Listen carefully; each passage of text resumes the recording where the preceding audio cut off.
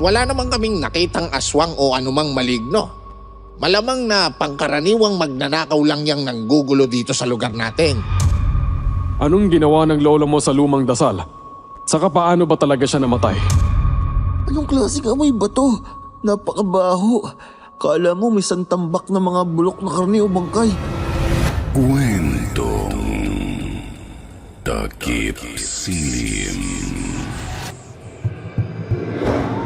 Para sa mga mahilig sa mga kwentong aswang, subaybayan ang aming bagong channel, Sitio Pangil. Pasukin ang nakakakilabot na mundo ng mga aswang. Like and subscribe. Sitio Pangil.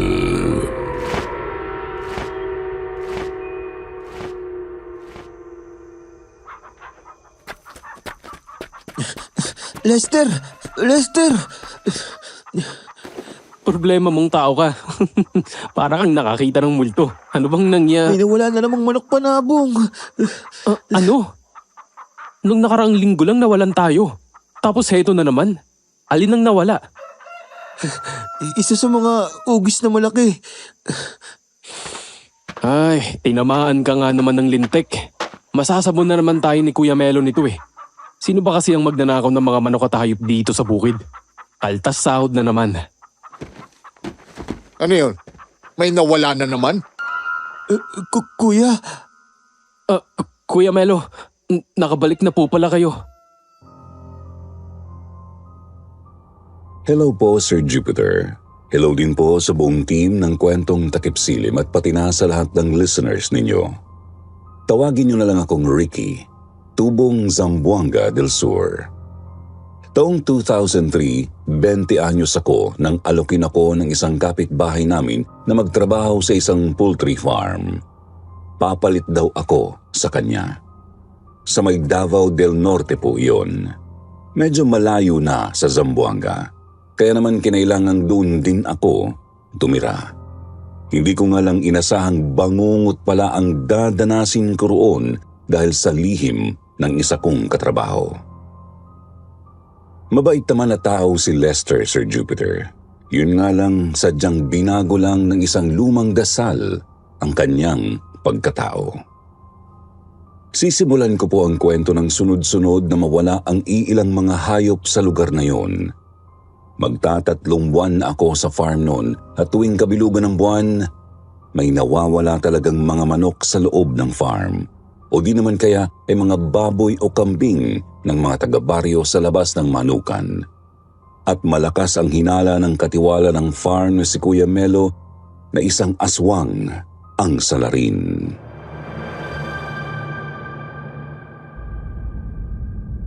Bago natin simulan ng kwento, please like and share the video at huwag na din kalimutang mag-subscribe. Ano ba kasit nalusutan na naman kayo? Napakamahal ng manok na yun. Kulang pang isang buwang sahod ng isang tao para doon. Ricky, nagbantay ba talaga kayo na maayos kagabi? Opo kuya. Ilang ulit pa nga po namin inikutan ng buong manukan eh. Wala naman kaming napansing kakaiba. Kuya, hindi lang naman po tayo ang nawawalan eh. Marami ring nawawalan ng mga alagang hayop sa baryo. Saka maglilimang buwang problema na ito ng mga taga rito. Bakit kailangang tayong magbayad para sa ginagawa ng kung sino mang salarin? Bakit tayo ang magbabayad? Nag-iisip ka ba? Natural. Tayo ang mga tauhan dito. Responsibilidad natin ang anumang mangyari sa mga manok. Tanga! Sinubukan nyo bang hanapin? Opo kuya. Pero wala talaga eh. May nakita lang kaming ilang mga balahibong puti ng manok. Doon sa labas ng bakod sa bandang likod. Bukod doon, wala na po eh. Ay. Oo nga pala, Lester. Di ba mga albularyo ang angkan nyo? Opo, ba't niyo po natanong? Pagpapatawas tayo kay Lolo Perding mo. Baka sakaling mahanap natin ang salarin sa pamamagitan nun. Tawas? Di ba gumagana yun sa mga kamalignuhan kuya? May hinala kasi akong aswang ang may gawa nito. Aswang? Paanong aswang? Marami ng mga hayop ang nawala dito sa baryo na to. Tapos, hindi pa rin matukoy-tukoy ang mga salarin. Nagagawa rin nilang malagpasan ng mga bakod at nababaklas ang kandado ng mga kulungan. Kaya may kutob ang iba rito na aswang ang may gawa. Pati na ako. Eh kuya, nakapagtawas na po kami ni Lolo Perding. Wala naman pong lumalabas na resulta. Wala kaming makitang aswang o anumang masamang elemento na nanggugulo rito. Gusto kong ulitin ang pagtatawas ninyo. Gusto kong makita mismo ng mga mata ko yung resulta. Ha? Pero kuya, Kung hindi ka papayag, maghihinala akong ikaw ang magnanakaw ng manok. teka grabe naman po yata yan. Papayag ka o hindi? Sige po kuya. Mamayang hapon, pagkatapos ng trabaho natin dito, diretso tayo kay lolo mo. Walang nagawa si Lester kundi ang pumayag sa gusto ng katiwala ng poultry farm, Sir Jupiter. Agad nga po kaming pumunta sa bahay nila ng kanyang Lolo Perding. Si Lolo Perding po sa pagkakaalam ko ay isang kilalang albularyo sa kanilang lugar. Yun nga lang ay may isang taon na rin daw nang tumigil ito sa panggagamot. Kung bakit, walang makapagsabi. Maski si Lester ay nagkikibit balikat lang din kapag tinatanong. Ba't sa bahay ninyo tayo papunta? Hindi na ba talaga ginagamit ni lolo mo yung kubo na pagamutan? Opo kuya. Mula nung tumigil si Lolo sa pag-aalbularyo, inabandona na rin yung kubong yun. Andito na tayo. May kasama ka? Sir Jupiter, hindi ko alam. Pero bigla akong kinabahan nang unang marinig ang boses ng lolo ni Lester. Nakita ko ring sandaling tumalim ang mga mata nito nang mapadako sa amin ni Kuya Melo. Ngunit agad din namang lumambot ang tingin nito at ngumiti. Ikaw si Melo, hindi ba? Yung katiwala dyan sa manukan? Opo, Ma'am Perding. Naparito po kami kasi may ipapakiusap lang sana ako. Pakiusap? Tungkol saan ba? Ganito kasi, Mang Perding. Nawalan na naman kami ng mamahaling manok eh. Naisip kong baka aswang yung kumuha. Gusto mong alamin ko kung sino yung kumukuhang aswang, tama ba? Opo, sana manong. Pero Melo, matagal na akong tumigil sa pag-aalbularyo. May 1 taong mahigit na rin. Isa pa ay nakapagtawas na kami nitong apo ko. Ayun nga, at wala namang kaming nakitang aswang o anumang maligno. Kaya malamang na pangkaraniwang magnanakaw lang yang nanggugulo dito sa lugar natin. Sigurado ho ba kayo dyan, Manong? Siguradong sigurado. Siya. Sagot ko na ang pakiusap mo. Pwede na kayong umalis. Mabagsik na tao si Kuya Melo, Sir Jupiter, kaya takang-taka ako na hindi sa gaanong nagsalita noong naroroon kami sa loob ng bahay ni Namang Perding. Agad nga po niya akong sinama palabas nang pinaalis na kami ng matanda. Kuya, napansin ninyo rin po, parang may kakaiba kay Mang Perding. Parang mabigat ang hangin sa loob, ano? Yun nga po mismo. Nakakailang tuloy na manatili ron. Ganun po ba talaga ang albularyong yun, kuya? Hindi naman. Dati ay maayos naman siyang kausap. Magiliw sa mga tao at talagang naghahanap ng paraan para makatulong. Hindi yung ganong bigla na lang nagpapalis ng bisita. Ano kaya talagang nangyari sa kanya? Bakit siya biglang nagbago at tumigil sa pag-albularyo? Teka, May problema ba? naku, yung pitaka ko, kuya. Nawawala. Patay, nahulog yata. Butas pala tong shorts na suot ko. Mariosep naman, Ricky. Yan ang problema sa iyo eh. Masyado kang aanga-anga. O siya, balikan mo doon kina Lester. Mauna na ako sa bahay. Hindi niyo po ako sasamahan, kuya? Pagod na ako, Ricky. Ang dami ko nang iniisip. Huwag mo nang dagdagan. Mag-isa nga po akong bumalik sa bahay ni na Lester. Madilim na po noon. Mabuti na lang may buwan, kaya tanaw ko pa naman ang daan. Hindi ko nga lang maiwasang mangilabot kasi wala na halos ibang tao sa daan. Medyo magkakalayo ang mga bahay doon tapos may mga puno at damo sa gilid ng mabatong daan. Sanay naman po ako sa ganoon dahil laking probinsya naman ako, pero kasi hindi mawala sa isip ko ang hinala na may aswang. Pagkarating ko kina Lester ay kakatok na sana ako agad, Sir Jupiter, ngunit natigilan ako nang may marinig mula sa loob. Napaka-inutil mo talagang bata ka. Bakit ka nagdala ng tao rito sa bahay? Di ba't binilinan na kitang ayoko nang humarap sa kahit sino? Anong nangyayari? Bakit sinisinghalan ni Bang Perding ng ganyan si Lester? Lo, pasensya na po. Pinipilit ako ni Kuya Melo eh. Kung hindi daw ako papayag, ako raw ang paghihinalaan. Puro ka palusot, punyeta. Ba't ba ako nagkaroon ng apong walang silbi? Teka, may tao sa labas. Ano po? Nako, lagot. Listo na ako. Ricky, kanina ka pa dyan? Hindi naman masyado. Pero narinig ko ang pagtatalo niyo ni Mang Perding. Bakit? Wala lang yun, ano ka ba? Simpleng alitan lang ng lolo't apo. Sigurado ka? Oo, sigurado ako. Nga pala, ba't ka napabalik? Oo, naiwan ko kasi yung pitaka ko. Nakita niyo ba dyan sa kinaupuan ko kanina? Pitaka ba ka mo? Sabi na sa'yo yun eh. Teka, kunin ko. Pagkatapos mong kunin yan, umalis ka na kagad. Po? Bingi. Ang sabi ko, umalis ka na kagad. Mang Perding!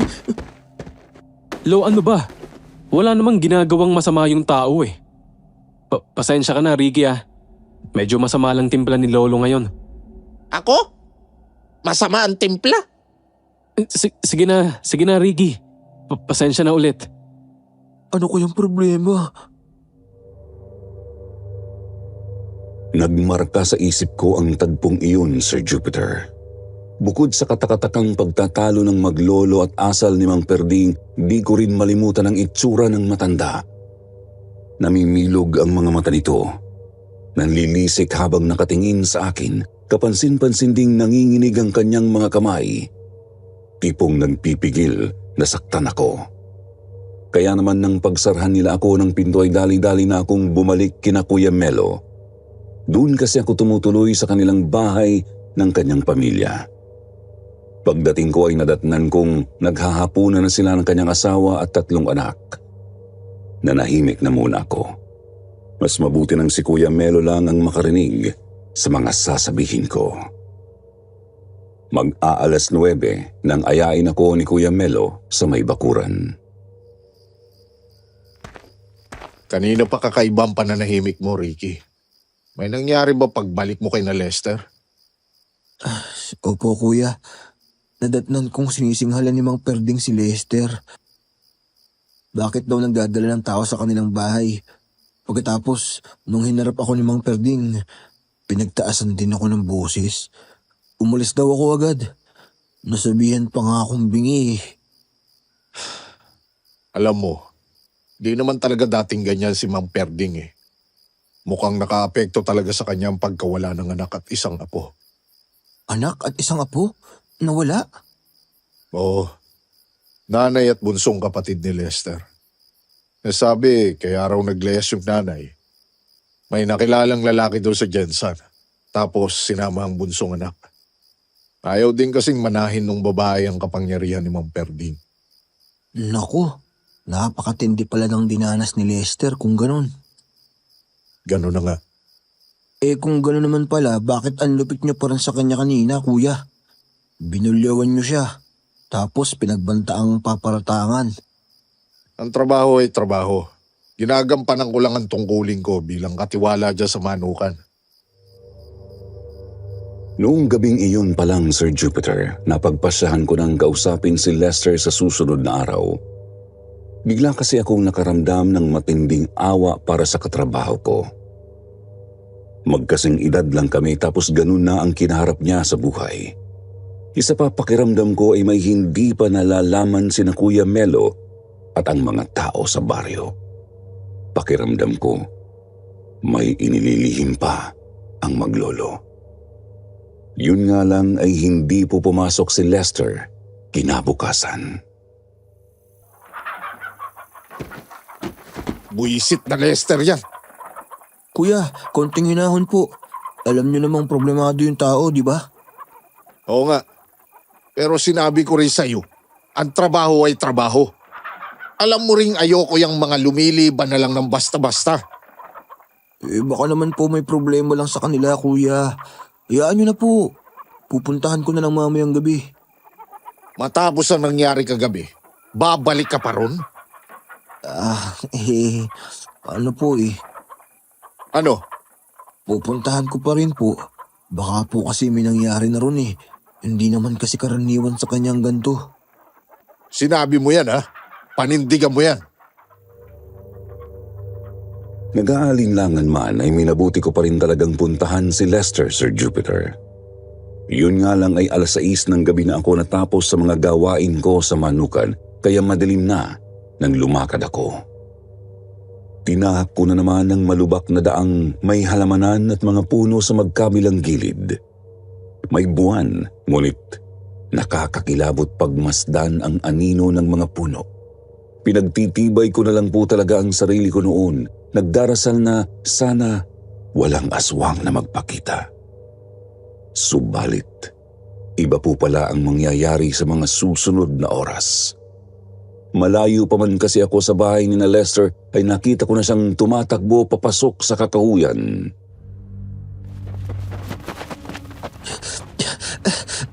Lester!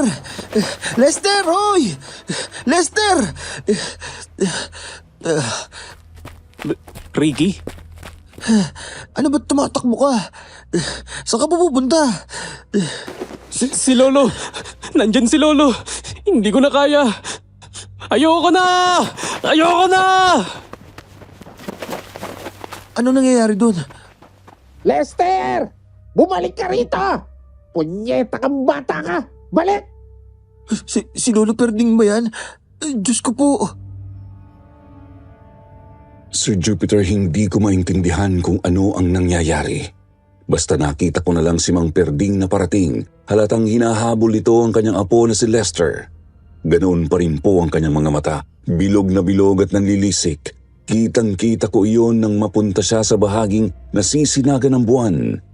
Subalit kapansin-pansing, mas matindi na ang kanyang panginginig, tipong hindi na niya halos kontrolado ang sariling kalamnan. Nakabako na nga po at halatang nahihirapan ng maglakad. Nanginginig din ang kanyang mga panga kaya hindi na niya napipigil ang paglalaway. Nang mapansin kong tumatakbo na si Mang Perding papunta sa akin, ay agad na rin akong napakaripas pasunod sa katrabaho ko. Lester! Lester! Ano bang nangyayari sa lolo mo? Bakit naging ganun yun? Wala na sa sarili si Lolo. Nilaman na siya nung may sa demonyong dasal na yun. Ayoko na, Ricky! Ayoko na! Hindi mo ako matatakasang bata ka! Bumalik ka rito! Balik! Nandiyan na siya! Lumayo ka na sa akin, Ricky! Hindi ka dapat madamay dito! Alis na! Umalis ka na! Aray ko! Aray! Sakit na! Hindi ako agad nakabangon nang itulak ako ni Lester, Sir Jupiter. Nang makita ko namang papalapit na si Mang Perding ay nanlamig ng tuluyan ang kalamnan ko. Ngunit agad ko ring napansing nakapako talaga ang tingin niya kay Lester, kaya naman nagsumiksik ako sa halamanan. Di bali nang makati sa balat ang pinagtataguan ko. Ilang sandali pa ay nakita kong nilagpasan lang ako ng matanda. Tuloy-tuloy siya sa paghabol sa kanyang apo. Tinanaw ko silang sumusuot sa kasukalan ng gubat hanggang sa tuluyan na silang nawala sa aking paningin. Anong gagawin ko? Lalabas na ba ako? Paano kung bumalik yun at habulin ako? Nakakainis naman oh. Gusto ko lang namang makausap si Lester eh. Tapos ganito pang nadatnan ko. Diyos ko, sana ayos lang si Lester. Teka, ano kaya yung sinasabi niyang malademonyong dasal? Napakagulo ng isip at puso ko noon. Napuno ako ng pagtataka at pagkabahala. Natatakot akong baka balikan ako ni Mang Perding sa halamanan, kaya naman lakas loob akong lumabas at agad nang kumaripas pabalik sa bahay ni na Kuya Melo. Kuya! Kuya Melo! Andito na ako, kuya! Kuya! O anong nangyari sa'yo? Di may pintay ang mukha mo at naliligo ka sa pawis. Kala ko ba kakausapin mo lang si Lester? Hindi ko sigurado kung ano nangyari, kuya. Pero mukhang tuluyan ang nawala sa katinoan si Mang Perding. Ano ka mo? Tuluyang nabaliw? Opo. Bago pa man kasi ako makarating sa kanila, nakasalubong ko si Lester. Tumatakbo. Takot na takot. Hinahabol ng sarili niyang lolo. Si Mang Perding naman, nanlilisik yung mga mata. Matindi ang panginginig ng kalamnan. Sabi ni Lester, nilamon daw ng malademonyong dasal. Ha? Malademonyong dasal? Yun ang nabanggit ni Lester. Hindi ko nga lang po alam kung ano ba talaga ang dasal na yun eh. Hindi maganda ang naiisip ko. Baka mamaya niyan, si Mang Perding pala ang aswang. Baka dasal ng mga aswang yung kung ano man yun. Aswang? Aswang si Mang Perding? Kung ganon, aswang din si Lester. Yan ang di ko masasabi, Ricky. Hindi naman kasi lahat ng pagkakataon namamana ang pagiging aswang eh. Pero sa paglalarawan mo kasi sa nakita mong itsura at kilos ni Mang Perding, yun ang agad na pumasok sa isip ko. Hindi ako nakatulog ng maayos noong gabing yon, Sir Jupiter. Binabagabag talaga ako ng nasaksihan ko. Hanggang sa naisip kong, Kuya, magpapaalam sana ako. Pupunta ako sa bahay nila Lester. Anong nakain mo't naisip mo yan? Kagabi lang eh, takot na takot kang umuwi rito. Siguro naman, ligtas kung umaga ako pupunta ron. Di ba, kuya? Kung sa bagay, basta wag mong tagalan. Marami pang gagawin sa manukan. Opo, kuya. Alis na po ako. agad akong dumiretso sa bahay ni na Lester. Nagmasid muna ako ng ilang minuto sa labas ng kanilang bakuran. Natatakot na baka salubungin ako ni Mang Perding. Pero napansin ko ring napakatahimik ng paligid. Doon na po ako naglakas loob. Tao po. Tao po. Lester? May tao po ba rito? Tao po. Ay, mukhang wala yatang tao ah. Hindi sila umuwi mula pa kagabi. Kung ganon, nasan sila? Ay, baka nasa likod bahay siguro. Matignan nga. Napakatahimik talaga rito. Ano kaya talaga nangyari? Teka, ano yun? Yun ba yung nabanggit ni Kuya Melo na dating pagamutan ni Mang Perding? Napahinto ako nang may makitang kubo sa likod ng bahay ni na Lester. Siguro ay nasa 20 metro rin ang layo noon mula sa kanilang bakuran. Kung ang mismong bahay nila ay sementado, ang kubong yun naman ay gawa sa maayos na klase ng kahoy. Walang mga siwang sa mga dingding, saradong-sarado rin ang pinto at nag-iisang bintana sa may gilid. Naisip kong lumapit, baka naroroon ang maglolo. Subalit hindi pa man ako nakakalayo sa sementadong bahay, bigla na lang akong nakaramdam ng kakaiba. Anong nangyayari? Bakit biglang lumamig ang hangin? Napakabigat ng pakiramdam ko. Nananayo balahibo ko ha. Parang may nagmamasid sa akin. Hindi. Hindi ako tutuloy. Uuwi na nga ako. Hindi ko maintindihan kung bakit bigla akong nakaramdam ng kakaiba sa bahaging iyon, Sir Jupiter. Kinilabutan ako ng husto. Kaiba pa sa kilabot na nararamdaman ko kapag gabi. Ramdam na ramdam ko po kasi talagang manganganib ako kung lalapit ako sa kubong yun. Kung bakit ay hindi ko pa po alam. Gumulong ang mga araw. Nanatiling walang tao ang bahay ni Lester. Kasabay noon ay lalo namang lumala ang problema sa baryo. Ano? 4 na manok ang nawala sa isang gabi. Ano bang ginagawa ng mga nagbabantay? Hindi po nila masabi kuya kung paano nakalusot eh. Ang sabihin mo, masyado silang nakampante. Palibasa, dati ay kada kabilugan ng buwan lang may nangangaswang dito sa baryo. Kaya kapag hindi bilog ang buwan, lumuluwag ang pagbabantay nila. Ano na ngayon na sasabihin natin kay bossing yan? Kuya, mas mabuti po siguro kung sabihan na lang natin sa amo natin na may nangunguha ng mga hayop dito sa baryo. Maski po kasi yung ibang mga tao sa baryo, nababahala na rin eh. Ang dami ng mga nawawalang baboy, kambing, baka o kaya kalabaw. Ewan ko lang kung maniwala si boss sa mga aswang-aswang. Kung yung tatay niyang si Sir Enerio, baka pwede pa. Ilang linggo rin pong halos sa gabi-gabing may nawawalang hayop sa baryo, Sir Jupiter. Naglalagay na nga po kami ng mga pangontra sa aswang sa mga bakod at kulungan pero hindi umuubra. Hanggang sa lumipas ang mahigit 1 buwan, nagulat na lang kami nang malamang nakabalik na si Lester at nakaburol na ang kanyang lolo. Kumusta, Lester? Nakikiramay kami. Tol, nakikiramay kami. Pero, pasensya na kung magtatanong ako. Ano bang nangyayari sa lolo mo? Bakit ganyan? Iba yata yung kulay ng balat niya. Dulong dito sa nila at matira sa hindi ko maintindihan siya. Sarang hindi ko maintindihan. Lester, Ha? Ay, Kuya Melo, Riggy, kayo pala. Kanina pa kayo dyan? Lester, kung kailangan mo na makakausap, magsabi ka lang ha. Nako, huwag niyo akong alalahanin. Ayos lang ako. Di lang talaga inaasahan ng nangyari kay Lolo pero kaya ko naman ng sarili ko. sigurado ka ha? Basta kung gusto mo pang bumalik sa manukan, puntahan mo lang ako. Sige po, Kuya.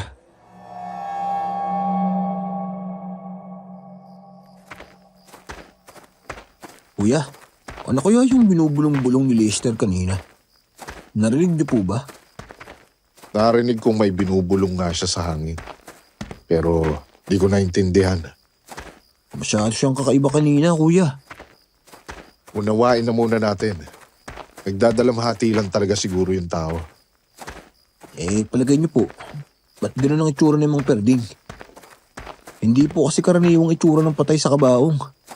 Mas madilim yung balat. Parang kulay kahoy. Hindi ko rin alam. Ngayon pa lang ako nakakita ng ganung bangkay sa buong buhay ko. Nakakailang naman magtanong kay Lester. Kasi nga wala sa sarili yung tao. Sa totoo lang po, Sir Jupiter, bahagya akong kinilabutan nang makita ang katawan ni Mang Perding sa loob ng kabaong. Dark brown po kasi ito. Kakulay ng katawan ng punong kahoy. Bahagya ring nakabuka ang bunganga nito at may nakikita akong kung anong papel na nakausli mula roon. Sa mga sumunod na araw, dumadalaw-dalaw pa rin kami ni na Kuya Melo at ng iba pang mga trabahador ng poultry farm. Minsan ay halata talagang wala sa sarili si Lester. Hindi makausap ng maayos. Tulala at bumubulong-bulong sa hangin pero minsan naman ay matino naman siyang kausap. Yun nga lang ay hindi sa sumasagot kapag tinatanong kung ano talaga ang nangyari sa kanyang lolo. Sumapit at natapos ang libing ni Mang Perding. Nagulat kami ni Kuya Melo nang biglang nagpakita si Lester sa manukan. O Lester, kumusta? Ba't nandito ka? Handa na po akong bumalik sa trabaho, kuya. Sigurado ka, Lester? Ayos na ba ang pakiramdam mo? Huwag kang mag-alala, Ricky. Ayos na ako. Isa pa, hindi naman pwedeng habang buhay lang akong nakalugmok, di ba? Kung sabagay. O siya, sige. Kunin mo na yung mga patuka sa bodega. Areglado, kuya. Maayos na ba talaga yung taong yun? Kinukutuban pa rin ako eh. Kahit ako naman ay kinukutuban din, Ricky. Kaya ang gagawin natin, matyagan natin si Lester buong araw.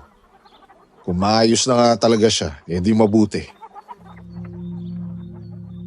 Pinagbigyan nga po ni Kuya Melo si Lester, Sir Jupiter. Nagtrabaho siya ulit sa poultry farm. Noong mga oras ay maayos naman po ang kanyang kilos, kaya napanatag ako. Subalit pagsapit ng hapon ay nagsimula na naman siyang tumulala. Bumubulong-bulong din siya ulit sa hangin at sa pagkakataong yun ay naulinigan ko na ng bahagya ang kanyang sinasabi. Penge kasyan, penga kuso pagkasalin ko kang penge ksu ko pagtawag ko. Penge kasyan, penga kasu pagkasilangan ko, penga kuso pagtawag ko. Ang mga salitang yun ay maging danawan, Sir Jupiter. Limitado po ang kaalaman ko sa wikang yun, pero sa naiintindihan ko, ang sinasabi ni Lester ay, "Dinggin mo ako. Dinggin mo ang aking sumamo. Dinggin mo ang aking pagtawag."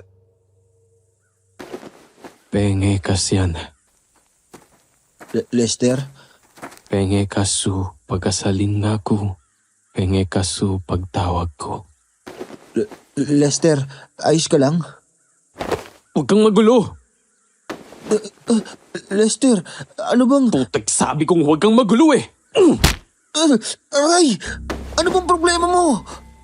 Anong nangyayari rito? Lester, ba't mo bigla sinapak to si Ricky? Eh, ang gulo eh! Alam mo, Lester, palagay ko, wala ka pa sa wisyo eh. Magpahinga ka na lang muna siguro ng mga ilang araw pa. Tsaka ka bumalik sa trabaho. Alam mo, isa ka pa eh. Di ba sinabi ko ng kayang-kaya ko na magtrabaho? Di ka ba nakakaintindi?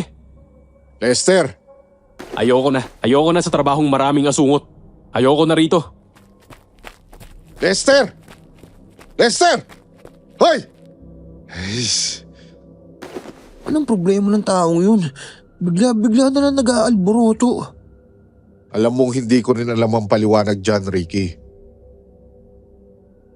Gulong-gulo kami ni Kuya Melo noong oras na iyon, Sir Jupiter. Hindi namin malaman kung bakit biglang nagkaganon si Lester. Ang hindi namin alam, simula pa lang pala iyon ng mga pagbabago ng katrabaho ko. Simula pa lang ng isang masalimuot na karanasan namin ni Kuya Melo. Lumipas ang mga oras. Ginabi ako sa pagtatrabaho sa manukan. Mag-aalas 7 na nang lumabas ako ng farm at lumakad papunta sa bahay ni na Kuya Melo. Ano nangyari nun?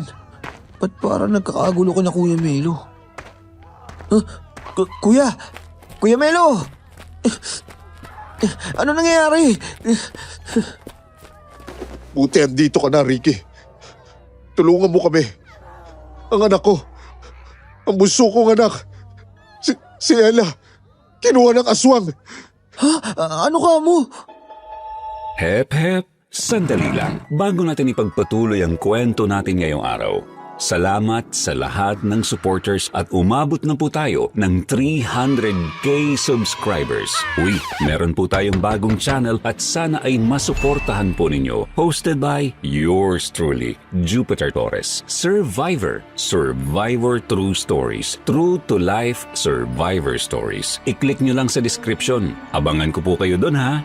Hanggang sa susunod, paalam! Dali-dali akong pumasok sa bahay ni na Kuya Melo. Tinignan ko ang kwarto ng mga bata. Kita kong sira na ang bintana nito. May napansin pa akong bawang na nasa bandang gilid. Pagkatapos ay dumiretso na ako ng kusina para kumuha ng itak tsaka muling lumabas upang tumulong sa paghahanap. Katulong namin ni Kuya Melo ang ibang trabahador ng farm at iilang mga taga-baryo. Naghiwa-hiwalay kami para mapabilis. Ako ay pumunta sa isang bahagi ng kakahuyan. Natagpuan ko ang sarili sa ilalim ng naglalakihang mga puno. Nakakakilabot tignan ng kanilang mga anino na naliliwanagan ng malamlam na buwan. Sandali akong nag-alinlangan, pero pilit ko na lang tinatagan ng loob para sa kawawang bata. Nakakainis. Kinikilabutan na naman ako. Andito na naman yung kakaibang pakiramdam na to. Mabigat at malamig ang hangin. Tapos parang may nagmamasid sa akin. Diyos ko po, protektahan niyo ko. Pinipilit kong humakbang kahit nangangatog na talaga ang mga tuhod ko. Maya't maya rin akong lumilingon. Sinusubukan kong aninagin ang madidilim na bahagi ng gubat. Hanggang sa napahinto na lang ako nang may marinig akong sigaw ng isang batang babae. Pakiramdam ko noon ay lumundag ang puso ko at sumabit sa lalamunan ko, pero mas binili ko pa rin subukang makalapit. Hindi ako pwedeng magkamali. Dito lang nanggaling yung sigaw. Nasaan na kaya yun? Ba't kaya biglaan na lang din tumigil? Ako naman, Ella, nasan ka na? Ayun! Hoy! Bitawan mo yung bata! Demonyo ka! Nadatnan kong sinasakal ng isang karimari-marim na halimaw ang isang bata, Sir Jupiter. Medyo madilim kaya hindi ko sila makita ng maayos, pero naaaninag ko ang kanilang mga anino. Kita ko rin ang isang pares ng napakapulang mga mata sa dilim. Akma na sana akong susugod upang mailigtas ang bata, ngunit namalayan ko na lang napapalundag na sa akin ang demonyo. Panasok na siya sa akin! Diyos ko, tulungan niyo ako! Bahala na! Etong sa'yo! Inundayan ko agad ng taga ang aswang nang lumapag siya sa harap ko, subalit mabilis siyang nakaiwas payuko. Walang ano-ano ay agad niya akong kinalmot sa bandang dibdib. Gumanti ako ng isa pang taga pero hindi ko na naman siya tinamaan. Sa halip ay nakalmot pa niya ako sa may kanang hita at tagiliran. Pagkatapos, namalayan ko na lang na tumilapon na ako matapos niyang suntukin sa mukha. Nauntog ang batok ko sa ugat ng isang punong molave at agad na namanhid ang katawan ko. Hindi! Ella! Ella! Pagbabayaran mo tong hayop na aswang ka. Magbabayad ka. Unti-unting dumilim ang paningin ko, Sir Jupiter. Nakita kong lumalakad ang aswang pabalik sa kung saan ko siya unang nakita. Sumuot siya sa dilim. Pagkatapos ay may narinig akong mga kaluskos sa damo na tumatakbo palayo. Kuya Melo, patawarin mo ko. Hindi. Ella, nakakainis.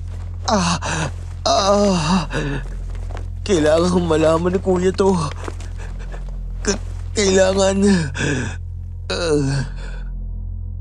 Binaliwala ko ang sakit ng katawan, pamamanhid at tuloy-tuloy na pagtagas ng dugo sa mga sugat. Pinilit kong gumapang sa damuhan ni hindi ko na pinansin ang putik at makakating mga talahib. Nang makabuelo ay tumayo ako kahit halos matumba-tumba na ako sa pagkahilo. Mga kalahating oras pa ay narating ko na ang mabatong daan. Pinilit kong lakarin yon hanggang sa may makakita na nga sa aking taga-baryo.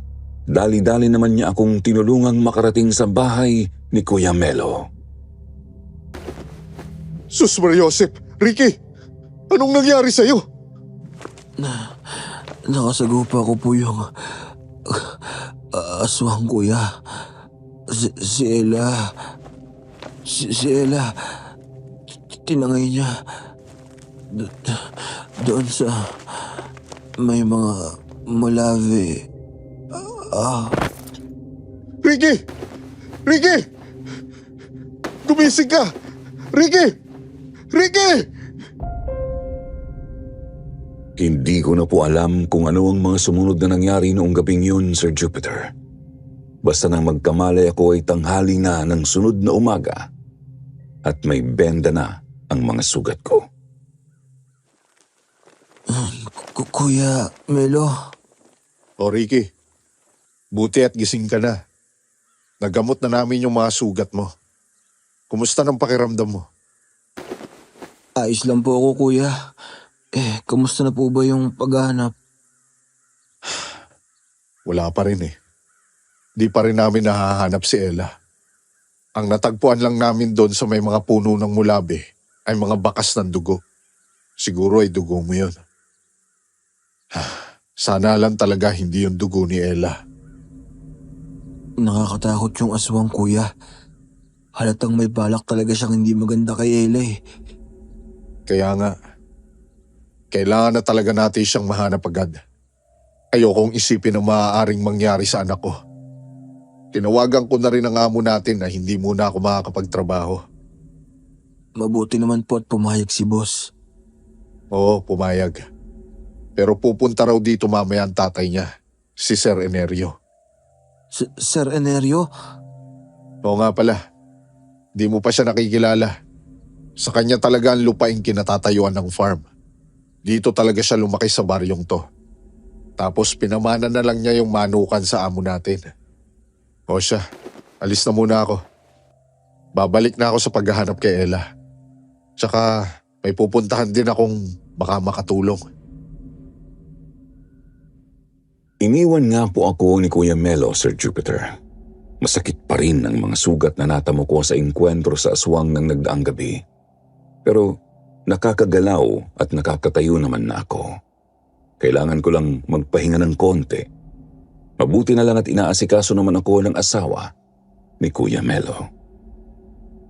Bandang 4:00 naman ng hapon nang dumating ang sinasabi ni Kuya Melo na tatay ng amo namin. Ikaw ba ang sinasabing si Ricky? Ako nga ho sir. Ikinagagalak ko kayong makilala. Kinagagalak rin kitang makilala, Ricky. Yun nga lang hindi na ako magpapaligoy-ligoy. Pasensya na ha. Pero ano ba itong nakarating sa aking balita na may aswang daw rito sa baryo ngayon? Totoo yun sir. Ilang buwan na pong may mga nawawalang hayop. Mga manok na farm at iba pang mga alaga ng mga taga-baryo. Ang matindi pa po niyan, kinuha yung anak ni Kuya Melo kagabi. Ayun nga po, at nakainkwentro ko po sa may kakahuyan. Ang di ko lang maintindihan bakit nagkaroon ng aswang dito ngayon? Saan na ba si Perding? Ilang taon na rin kaming hindi nagkakausap ng kababata kong yun. Pero sigurado namang may alam siya kung paano kontrahin ang gumagalang aswang. Pinagmamalaki niyang albularyo siya Siguro naman, kaya na niya yon. Pasensya na ho sir, pero kamamatay lang po ni Mang Perding. Ano ka mo? Si Perding? Patay na? Paano? Hindi rin po namin alam kung paano namatay sir eh. Basta nawala silang maglolo ng halos 1 buwan din. Nung bumalik, ayun, binurol na si Mang Perding.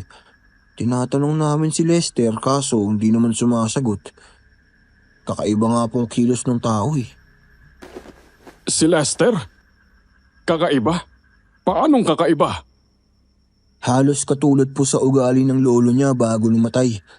Madalas tulala at bumubulong-bulong ng kung ano. Tapos ang bilis mag-init ng ulo. Nako, nasaan pala ang nanay ni Lester? Yung anak ni Perding? Sir, mag-iisang taon na pong wala ang nanay ni Lester. Naglayas daw kasama yung bunsong anak. Hindi maganda to. Halika't samahan mo ko. Puntahan natin si Lester agad. Po, ano pong kailangan niyo sa kanya? Huwag ka nang magtanong. Basta samahan mo na lang ako. Kaya mo naman nang tumayo at maglakad, di ba? Sumunod nga po ako kay Sir Enerio. Sumakay kami sa kanyang owner-type jeep tsaka pumunta sa poultry farm. Doon niya iyon pinarada. Maglalakad na lamang kami papunta kina Lester dahil hindi na makakatakbo ang sasakyan sa lubak ng daanan doon. Hindi pa man po kami nakakalapit ng tuluyan ay agad na naming napansing may mga taong nakapila sa labas ng bahay. Lumakad pa kami at nang makalapit ay tinanong namin ang mga naroroon kung anong meron. Doon namin nalamang nang gagamot na pala si Lester. Kailan pa nagsimulang manggamot si Lester? Tapos na pala ang pagsasanay niya bilang albularyo. Palagay ko ngayong araw lang po siya nagsimula, sir eh. Kahapon nga pumasok pa siya sa manukan. Hindi ko nga lang po alam yung tungkol sa pagsasanay na sinasabi niyo. Kailangan ko na talaga siyang makausap. Tara sa loob. Pinilit nga po namin ni Sir Inerio na makapasok sa bahay ni Lester. Dahilan namin sa mga tao kakausapin lang namin si Lester sandali. Hindi kami magpapagamot. Kaya hindi nila kailangang mag-alala na masingitan. Nang makapasok na kami sa pinto ay laking gulat namin ang madatnan doon si Kuya Melo. Kuya Melo, ba't andito kayo? Kasi di ba dapat hinahanap mo si Ayla ngayon? Yun nga rin ang dahilan kung ba't ako na parito. Nagpapatawas ako. Baka sakaling maituro ni Lester ang kinaroroonan ng anak ko. Ang tanong, kung may pakinabang nga ba yung pagtatawas ni Lester o nagsasayang ka lang ng oras? Teka sandali, Sir Enerio. Isa akong lehitimong albularyo. Minana kong kakayahan ni Lolo Perding. Hindi naman yatang tama na maliitin niyo ako ng ganyan. Tapatin mo nga ako, Lester. Anong ginawa ng lolo mo sa lumang dasal? Saka paano ba talaga siya namatay? Lumang dasal? Eh ano namang pakialam niyo ron? Mamaliitin niyo ako tapos magtatanong kayo tungkol kay Lolo? Iho, sagutin mo na lang ang tanong ko. Anong ginawa ni Perding sa lumang dasal bago siya namatay? Wala na kayong pakialam dun. May sa demonyo ang dasal na yon? Hindi na yon dapat tinago ng lolo mo. Kutob ko nga may kinalaman yun sa pagkawala ng nanay at kapatid mo eh. Sinabi ko naman, di ba? Wala na kayong pakialam dun. Ang mabuti pa umalis na kayo. Iho, nakikiusap ako sa'yo. Sabihin mo sa akin kung Labas na. Lester,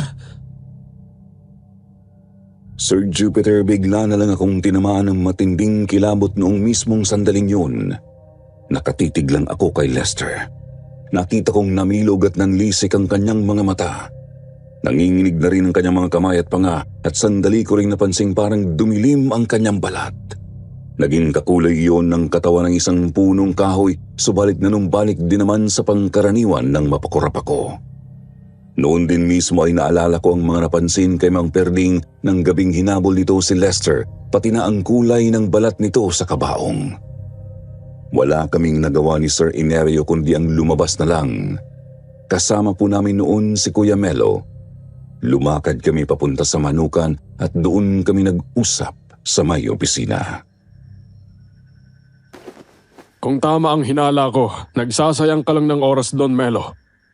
Ano ho ba kasing ibig niyo sabihin? Ipaliwanag niyo na at nang makapagpatuloy na ako sa paghahanap sa anak ko. Mahirap magsalita kasi wala pa akong ebidensya. Pero may hinala akong si Lester. Mismo ang hinahanap ninyong aswang. Seryoso ho ba kayo dyan, sir? Paano naman magiging aswang si Lester? Eh galing nga siya sa angkan ng mga albularyo. Totoong galing sila sa angkan ng mga albularyo. Pero itong si Perding ay hayok sa kapangyarihan. Mga bata pa lang kami ay hinahanap na yang isang sinaunang dasal. Nagmula pa sa kanununuan natin. Nahanap po ba ni Mang Perding ang dasal na yon, sir? May nahanap siya doon sa bayan ng isang aswang na kanyang napatay. Pero ang babala ng kanyang tatay, delikado ang nahanap niya. Isa raw yung dasal upang tawagin ang isang sinaunang demonyo. Sasapi ang masamang espiritu sa katawan ng tumawag. Pagkatapos ay unti-unti itong magiging halimaw.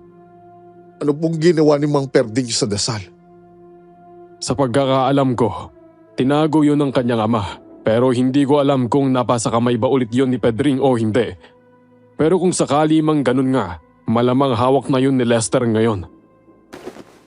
Eh sir, anong gagawin natin?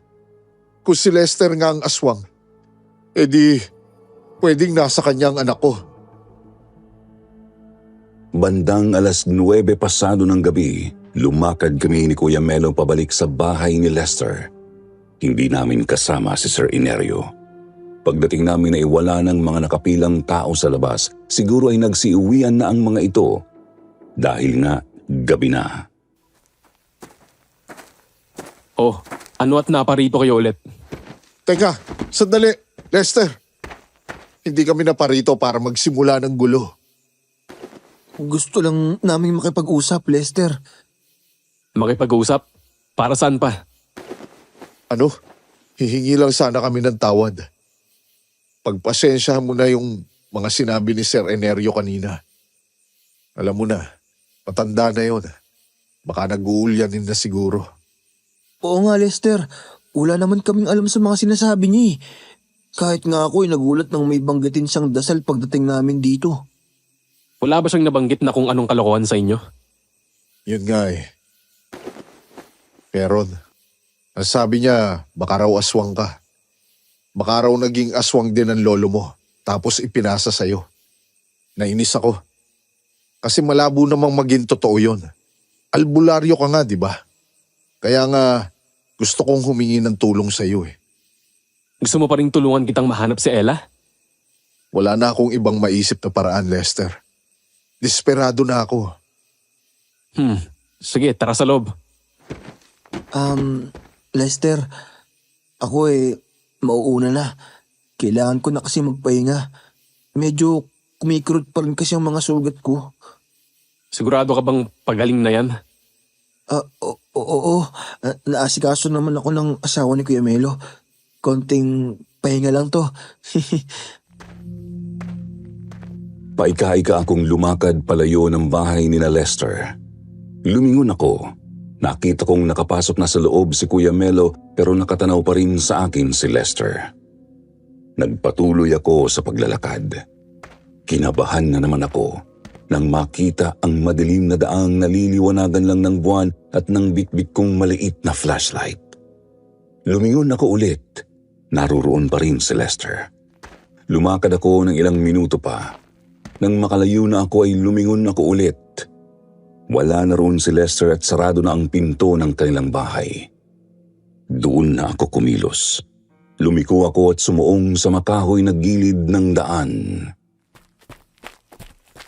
Kailangan kong makarating sa kubong dating pagamutan ni Mang Perding. Kailangan kong masunod ang plano.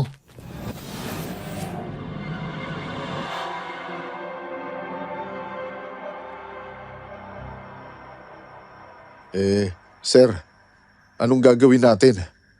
Kung si Lester nga ang aswang, di pwedeng nasa kanya ang anak ko. Hindi tayo pwedeng magpadalos-dalos, Melo. Isang pagkakamali lang siguradong madadagdagan ang biktima ng aswang. Baka rin hindi na talaga natin matagpuan ang anak mo. Kailangan nating magplano. Anong plano naman po, sir? Una, kailangan nating kumpirmahing si Lester nga ang aswang. Ganito, sigurado akong may kinalaman ng inabando ng pagamutan ni Perding dito. Kaya kailangan nating mapuntahan at matignan yon. Malabo yan, sir. Kung may nakatago nga ron, ay siguradong gwardyado ni Lester yon. Kailangan natin siyang lansihin. Ikaw, Melo, bumalik ka roon para magpatawas. Siguradong maghihinala siya sa'yo. Kaya sabihin mong sinabi ko sa'yo na aswang silang maglolo. At ikaw naman, Ricky, ikaw lang ang pupunta sa pagamutan habang nagtatawas si Lester. Ako? Sir, baka... Nakaharap mo na ang aswang at nakaligtas ka. Wala ka nang dapat ikatakot. Kaya nga po ako natatakot kasi nakaharap ko na yung demonyong yun. Wala naman akong panama dun, sir. Heto. Ano po yan, sir? Rosario?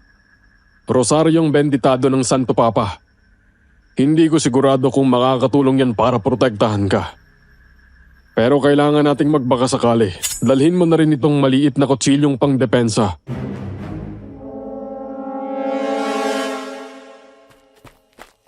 Pambihira naman to si Sir Enerio.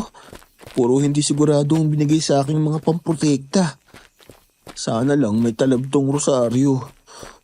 O kaya kahit itong binulis akong asin man lang. Ayun na, malapit na ako. Kainis naman, ang sakit pa rin ang katawan ko. Diyos ko naman, paano ba ako napasok sa gulong to? Gusto ko lang naman magtrabaho rito eh. Kabado akong lumapit sa paggamutang kubo, Sir Jupiter. Inilawan ko iyon ng flashlight.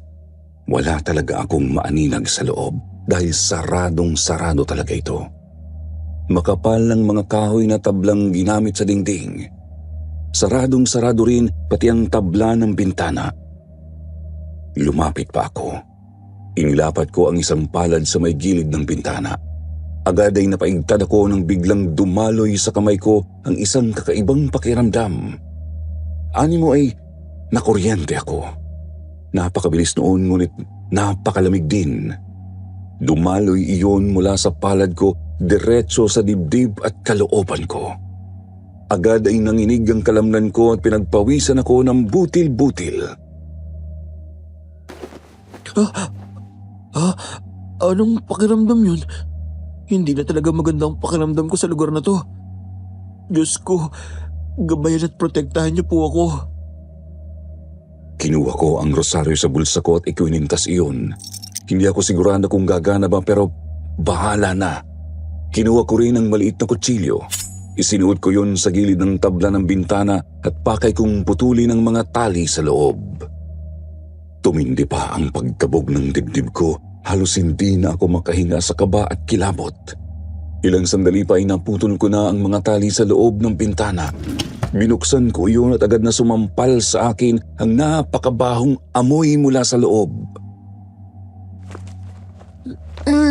Buisit, anong klaseng amoy ba to? Napakabaho. Kala mo may santambak na mga bulok na karne o bangkay. Ano ba kasing meron dyan sa loob? Kinakabahan tuloy ako lalo. Pero kailangan kong magawa ang pakay ko rito. Kailangan kong masilip ang kubo. Nagpalinga-linga ako. Walang tao sa paligid. Huminga ako ng malalim. Binalik ang maliit na kutsilyo sa bulsa at saka sumilip sa bintana. Una kong ipinasok ang flashlight ko. Pagdungaw ko paloob ay agad bumungad sa akin ang laksa-laksang mga patay na hayop. Ngunit wala akong maaninag na dugo. May nakita rin akong 2 bungo ng tao sa isang sulok, nakapatong sa tumpok ng iba pang mga buto. Sa isang gilid naman ay may nakita akong katawan, ngunit di ko na iyon natignan ng maayos dahil bigla na lang may humablot sa liig ko. Nabitiwan ko ang flashlight. Namatay iyon. Pilit pa akong hinila ng kung sino papasok ng bintana. Pilit naman akong nagpumiglas. Bitawan mo ako! Sino ka ba? Anong kailangan mo sa akin? Tulong! Tulong! Saklolo! Tulong! Ramdam na ramdam ko ang napakalamig ng mga kamay sa leeg at balikat ko, Sir Jupiter. Ilang hila pa niya ay nagawa na nga niya akong maipasok sa bintana. Pilit pa rin akong nagpumiglas. Kinawag-kawag ko ang mga kamay, ngunit katakatakang wala akong mahawakang katawan. Hanggang sa nagulat na lang ako nang bigla niyang hilain ang benditadong rosaryo. Naputol iyon at agad na nagsitalsikan ng mga butil. Pagkatapos ay naramdaman ko na lang na sinasakal na ako ng 2 malalamig na palad. Napakurap ako. Pagdilat ko ay nakatitigan ko na ang 2 mapupulang mga mata.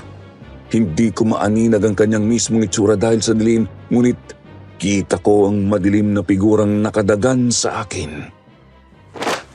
Bitawan mo ako! Tulungan niyo ako! Hindi! Ricky! Ricky! Nandiyan ka ba sa loob? Ricky! Ricky! Siguradong nasa loob si Ricky, kuya. Wasakin na natin ang pinto. Ano ba kasing nakainyot na isipan yung pumunta rito sa kubo ni Lolo? Ricky! Huwag kang mag-alala! Andyan na kami! Dinig kong kinalampag ni na Kuya Melo at Lester ang pinto ng kubo. Padiin naman ng padiin pagkakasakal sa akin ng di ko malamang tao o halimaw.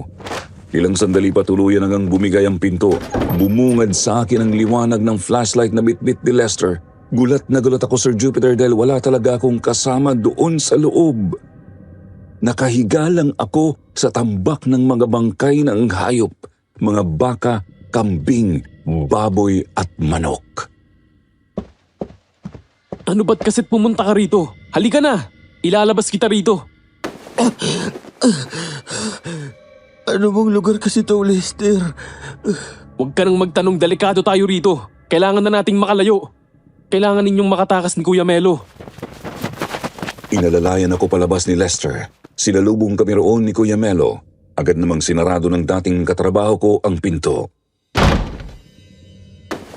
Lester, magsalita ka nga. Ano ba kasing meron dyan sa loob ng kubong yan? Saka ano tayo mag-usap? Pangako magsasalita na ako. Magsasalita na ako. Sa ngayon tumakbo na kayo. Bilisan nyo na! Paano ka? Ako ang kailangan nyong layuan. Kaya takas na! Bilisan nyo na!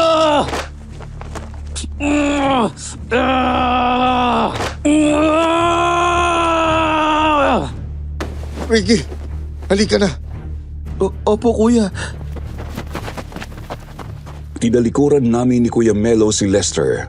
Agad kaming kumaripas ng takbo. Pinilit kong iakbang ang mga binti kahit masakit pa rin talaga ang sugat ko sa hita. Huli kong nakita si Lester noon na napasalampak sa lupa at dumadaing. Animoy may pinipigil sa kanyang sarili. Mukhang tama nga po ang hinala ni Sir Enerio. Si Lester nga ang aswang. Kailangan nating makahingi na sa Klolo. Hindi natin siya kakayanin kung tayo lang. Magtawag tayo ng mga kabaryo natin. Hindi kayo makakatakas. Mamamatay kayo. Iaalay ko kayo sa aking Panginoon. Kuya Melo, hindi! Tumakas ka na, Ricky! Balitaan mo sila! Halos gumalas ang kaluluwa ko sa takot nang makita si Lester. Nakabaon ang kuko ng kanyang kanang kamay sa isang balikat ni Kuya Melo. Sa sandaling iyon ay napakapula na rin ang kanyang mga mata. Kahawig ng mga mata nang sumakal sa akin. Ang kanyang balat naman ay naging kulay kahoy. Sigurado na kung hindi na iyon guni-guni dahil hindi na ito bumalik sa dati. Gusto kong tulungan si Kuya Melo. Ayoko siyang iwan. Pero alam ko sa sarili kong kailangan kong makahingi ng saklolo. Kaya naman tumalikod ako at nagpatuloy sa pagtakbo subalit gaya ng ikinakatakot ko, naabutan pa rin ako ng halimaw. Sinabi ko naman, di ba? Hindi nyo ko matatakasan, mga hangal! Lester, maawa ka sa akin. Huwag mo ko sasaktan. Huwag. Gagawin kitang alay. Gagawin kitang tagasunod ko! Anong... Wala akong nagawa ng malakas akong sinuntok sa batok ng aswang. Agad pong nagdilim ang paningin ko at tuluyan akong nawalan ng ulirat.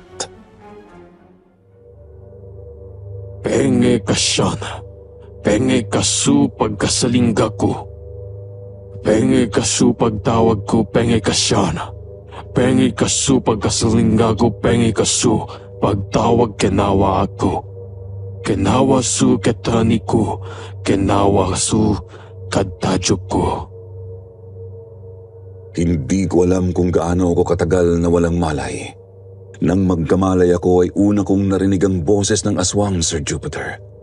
Napakasakit pa rin talaga ng buong katawan ko. Nanginginig din ako dahil sa matinding kilabot at napakalamig na paligid. Nang dumilat ako ay sumagad ang takot sa buto ko. Nakita kong nakatayo si Lester sa harap ko, nasa anyo niyang aswang. Ako na may nakatali sa isang napakalaking puno. Naroon kami sa madilim na kakahuyang nasa may likod ng kubo. May nakasindiring kandila sa paanan lang ng puno kung saan ako nakagapos. Lester, anong gagawin mo sa akin? Bakit ako nakatali? Mabuti naman at nagising ka na. Eto, basahin mo. Ano yan? Hindi ko maintindihan. Sa tulong ng alab ng kandila ay nakikita ko ang iniharap na papel ni Lester. Subalit hindi ko maintindihan ang mga nakasulat doon, Sir Jupiter. Sa pagkakaalam ko, baybayin ang mga letrang nakasulat doon. Hindi naman ako marunong bumasa noon. Pagmasdan mo ng maigi. Basahin mo. Basahin mo, Ricky. Hindi ko talaga mabasa eh. Les... paanong... Kita mo na? Hindi ko alam kung ano ang nangyari, Sir Jupiter. Basta kakatitig ko sa papel ay unti-unti ko nang naunawaan ang mga nakasulat doon. Palagay ko ay ang papel mismo ang nagbibigay ng karunungan upang mabasa ko ang nakasulat. Isa po iyong dasal na nagsusumamo sa isang demonyo upang angkinin niya ang katawan at kaluluwa ko. Kaiba pa ito sa dasal na binubulong-bulong ni Lester dati pa lang, sapagkat may kasama itong mga salitang hindi dapat binabanggit ni numan. Mga salitang nawala na sa bokabularyo ng mga tao sa pagdaan ng ilang libong taon. Hindi ko babasahin yan. Ayoko. Basahin mo na, Ricky. Basahin mo na. Simulan mo sa mga salitang nakasulat sa pangkaraniwang letra. Hindi.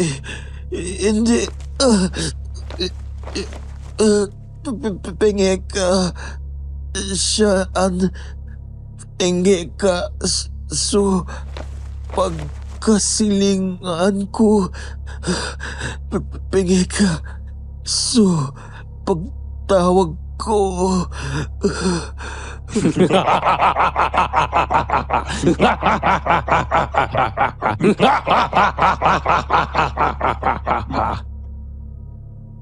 Kinilabutan akong lalo ng kusang bigkasin ng bunganga ko ang simula ng dasal, Sir Jupiter.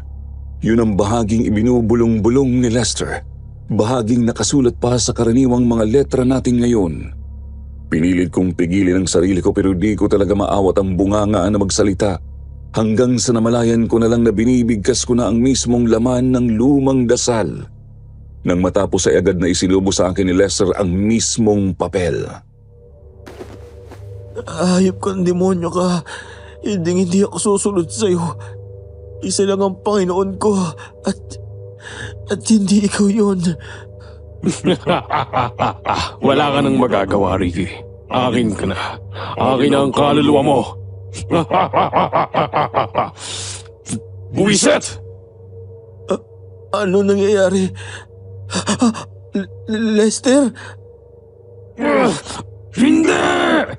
Ah! Ricky, Lester, ikaw na ba ulit yan?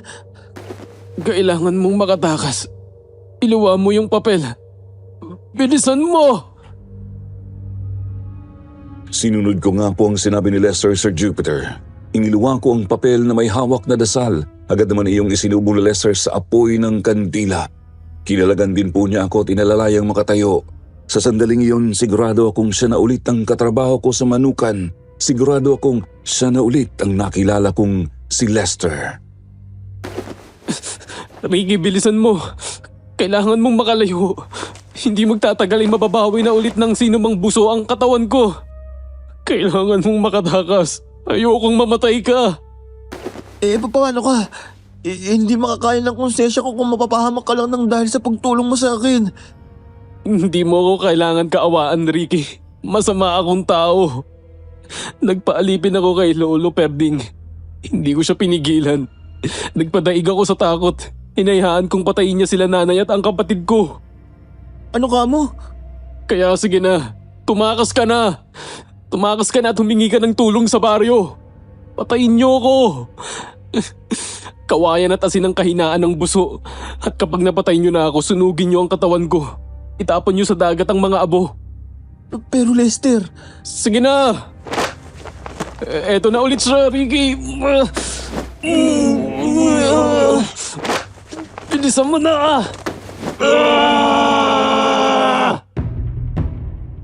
Nang makita kong unti-unti na namang nagbabago ang kulay ng balat ni Lester ay napilitan na akong kumaripas palayo. Opo, masakit pa rin ang kalamnan ko pero hindi ako nagpapigil sa kirot Pinilit kong malusutan ang kakahuyan. Nang muling umatungal ang halimaw ay lalo kong binilisan ng pagtakbo.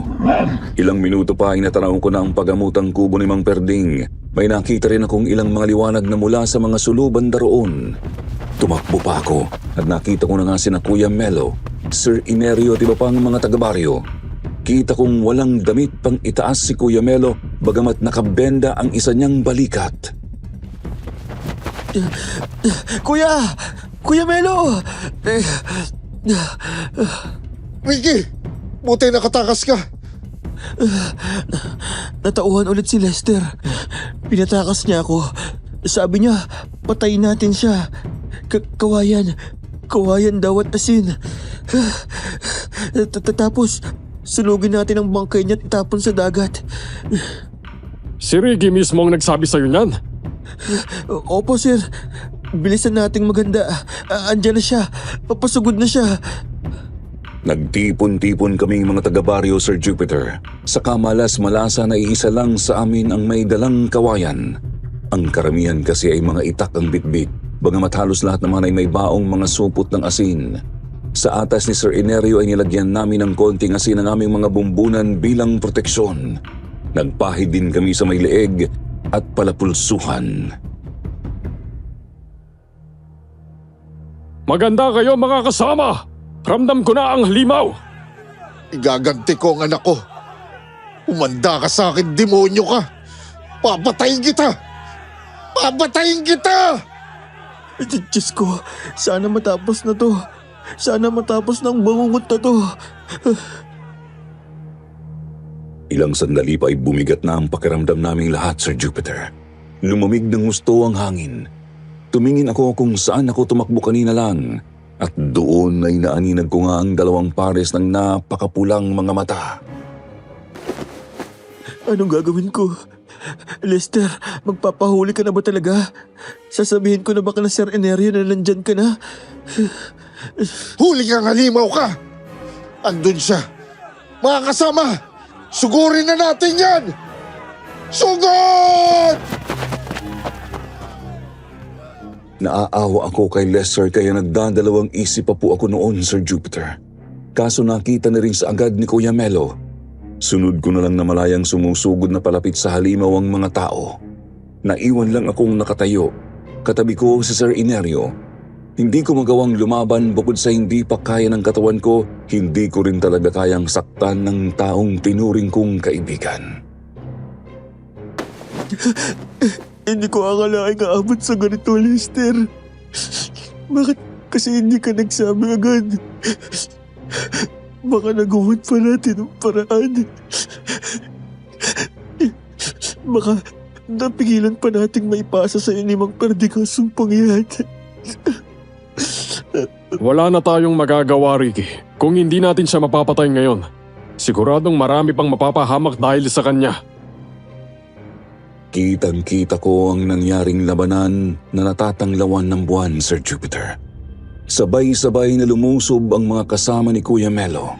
Nagtangka pang tumakas ang aswang ngunit agad din itong nasabuyan ng asin kaya naman napasubsob ito sa lupa.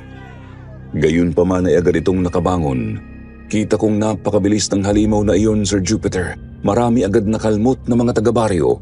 Ang iba pa nga ay malalim talaga ang sugat na natamo. Napatihaya ang isa sa mga kalalakihan. Agad itong kinumbabawa ng aswang at pinagkakalmot sa may dibdib. Lumapit ang iba pang mga taga-baryo para tagain ang halimaw, ngunit mabilis itong nakalundag. Mabuti na lang at maagap si Kuya Melo. Kasabay ng paglundag ng halimaw ay nasa buyan niya ito ng asin. Umatungal ito ng malakas dahil malamang sa sakit. Hindi nito nakontrol ang sarili at lumagapak sa lupa. Noon din ay nakita kong kinuha ni Kuya Melo ang pinatulis na kawayang dala ng isa pa naming kasama.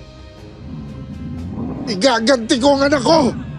Papatayin kitang hayop ka! Mga pangahas kayo! Mga hangal! Mapapatayin niyo ang mahihinang katawan ng batang ito, pero hindi niyo ako tuluyang magagapi. Pinagsasaksak ni Kuya Melo ng pinatulis na kawayan ng aswang. Gumanti ito at nakalmot din ang katiwala ng manukan. Subalit, hindi nagpaawat si Kuya Melo. Pinagpatuloy niya ang pagsaksak hanggang sa makita na niyang hindi na gumagalaw ang pangkaraniwang katawan ni Lester. Sa wakas, natapos ka rin. Patay ka ng aswang ka. Ah! Kuya Melo! Kuya! Inalalayan ng iba sa amin ang mga malubhang na sugatan. Ipinatawag din namin ang mga kababaihan ng baryo upang makatulong sa panggagamot. Inasikaso rin ng iba sa amin ang bangkay ni Lester. Susunugin na po ba natin ang katawan ni Lester, Sir Enerio? Iyon ang mainam na gawin. Siya na mismo ang nagsabi, di ba? Sayang nga lang at hindi nasabi ni Lester kung nasan si Ella. Natagpuan na namin ang anak ni Melo. Po? Saan niyo po nahanap si Ella? Sa loob ng kubo ni Perding kasama ang kalansay ng hinihinala naming nanay at kapatid ni Lester. Kung ganun, yun pala ang sinasabi sa akin ni Lester kanina. Ginawang imbakan ng alay ni Pedring ang kubong yon. Hayop talaga. Dinamay pa ang anak at mga apo sa pagiging ganit sa kapangyarihan. Kasama ako sa mga nagsunog sa bangkay ni Lester, Sir Jupiter. Pagkatapos sunugin, inilagay namin iyon sa isang banga at sinemento ang takip. Doon na iyon binyahe ni na Kuya Melo at Sir Enerio papuntang dagat. Ang sabi, sumakay pa raw sila ng bangka upang ihulog iyon sa laot.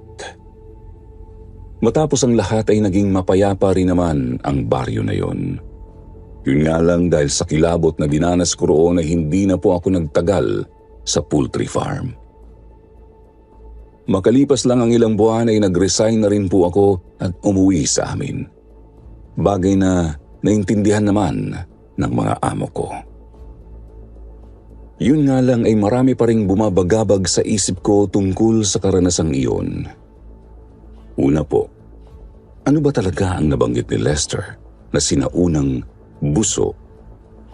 Sa napag-alaman ko, yun daw ang mga aswang ng Mindanao. Pero paanong may napasang espiritu ng isang sinaunang buso? Dahil lang sa isang dasal? Paano kung may ibang tao pang makabasa ng dasal na yun? Sana ay hindi na mangyari ang kinakatakot kong iyon, Sir Jupiter. Sana po ay panatilihin nating maayos at matuwid ang ating mga sarili. Mag-iingat po tayong lahat. Kumusta mga kaibigan? Ang tao kapag namatay na ay dapat nang magkaroon ng katahimikan sa kabilang buhay. Ngunit paano matatahimik ang isang kaluluwang namatay sa karumal-dumal na paraan? Malalaman natin sa padalang nakakakilabot na kwento ng isang nagpapatawag na lamang sa pangalang Cynthia.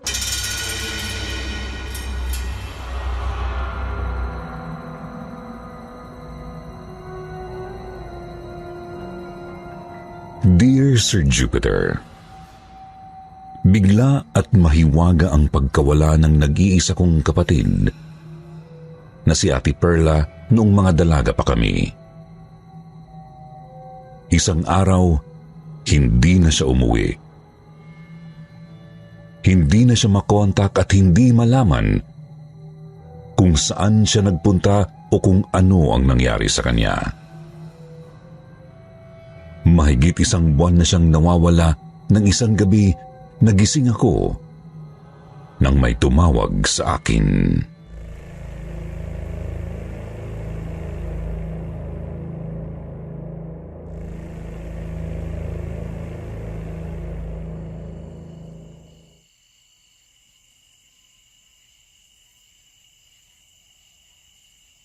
Cynthia. Cynthia.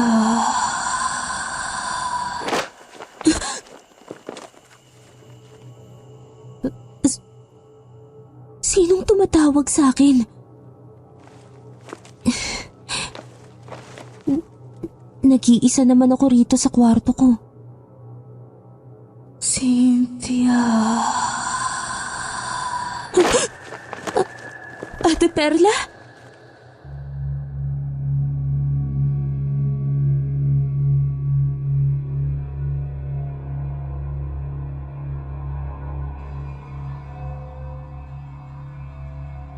Muntik na akong mapasigaw sa takot, Sir Jupiter, dahil pagbangon ko'y nakita ko ang kapatid kong nakatayo sa tabi ng aking kama na nakalutang sa sahig ang mga paa.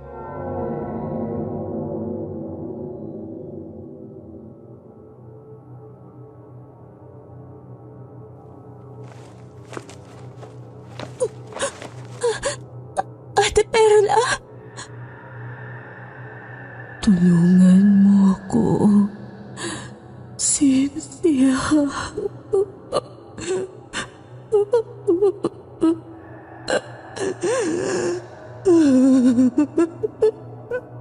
Bakit ka umiiyak? Anong nangyari sa'yo? Anong maitutulong ko sa'yo? Tulungan mo ako.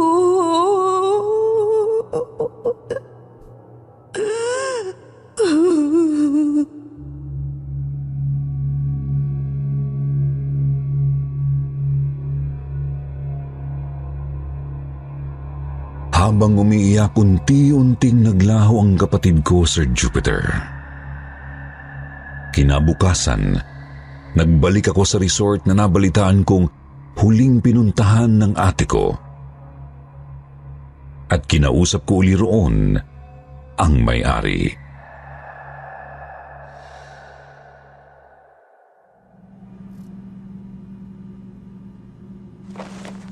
Ano, Cynthia? Multo? Oho, Sir Jose. Kaluluwa. Multo ho ng kapatid kong nagpakita sa akin kagabi kaya ako naparito sa office nyo. Nanggaling ka na rito. Nagkakilala at nagkausap na tayo. Sinabi ko na sa iyong wala akong alam sa pagkawala ng kapatid mo. Naipakita ko na ho sa inyo ang kanyang litrato. Natatandaan ko nga siya. Mahirap ko makalimutan ang ate mo dahil maganda siya. Gaya mo. Ayoko ho sanang isipin at mahirap tanggapin. Pero ang pagpapakita ho sa aking kagabi ng multo ng ate ko ay palatandaan na napatay na siya. Huwag kang mag-alala. Nakahanda akong tulungan ka para matagpuan ang kapatid mo. Ano man ang may tutulong ko, huwag kang magatubiling lumapit sa akin, okay?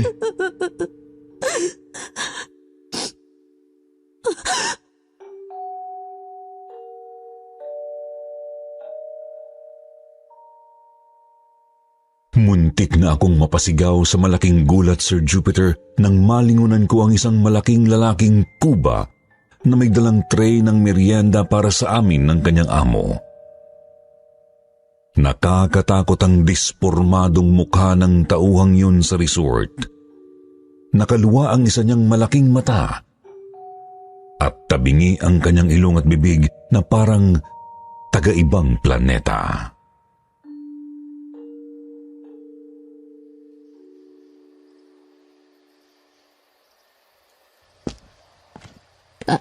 Salamat ho, Sir Jose. Inihatid niyo pa ako hanggang dito sa gate. O sige, maiwan na kita at may aasikasuhin pa ako sa aking opisina. Mag-iingat ka sa iyong pag-uwi, Cynthia.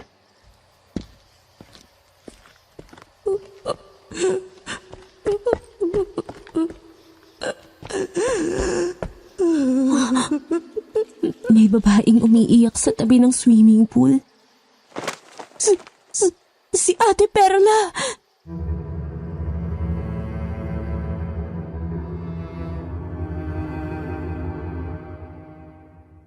Mabilis kong nilapitan ang kapatid kong nakita kong umiiyak sa resort, Sir Jupiter. Pero bago pa ako makalapit sa kanya, naglaho na siya. Naisip kong maaring palatandaan yun na sa lugar na yun nawala ang ate ko.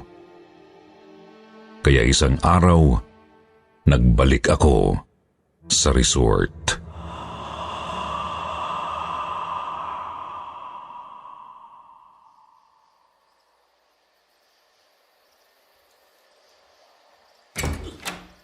lalabas muna ako sa cottage na nirentahan ko. At lingid sa may-ari at ang mga tauhan dito sa resort, maghahanap ako sa lugar na ito. Baka sakaling makakita ako ng katibayan sa hinala ko na dito nga nawala ang kapatid ko. Ha? Ano yung nasa lupa sa labas ng washing room? Bracelet?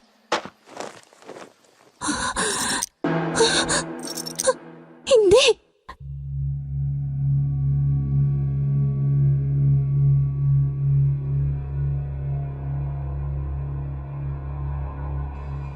Kinilabutan ako, Sir Jupiter. Dahil ang bracelet na napulot ko sa resort ay sa ate Perla ko. Kaya pumasok ako sa washing room.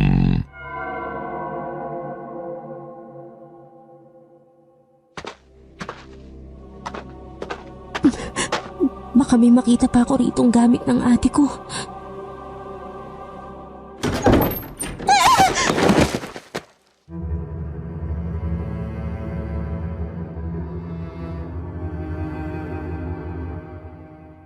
Napasigaw ako, Sir Jupiter, nang biglang bumukas at sumara ang sahig ng washing room at nahulog ako sa ilalim kung saan nakaabang doon ang kuba na tauhan sa resort.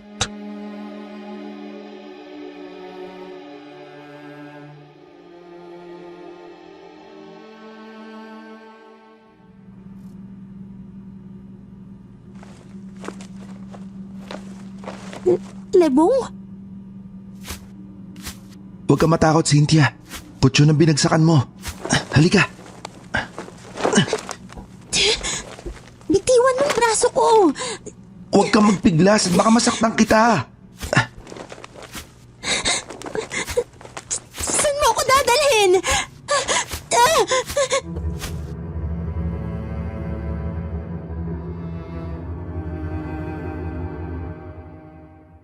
Kinaladkad ako ni Libong papasok sa isang kwarto, Sir Jupiter, at ipinosas niya ako roon bago niya ako iniwan.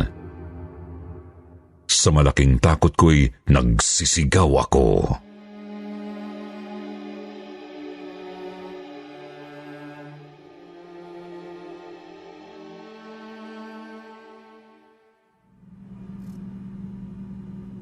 Tulong! Tulungan niyo ako! Soundproof ang kwartong to. Kaya walang ibang tao makakarinig sa'yo, Cynthia.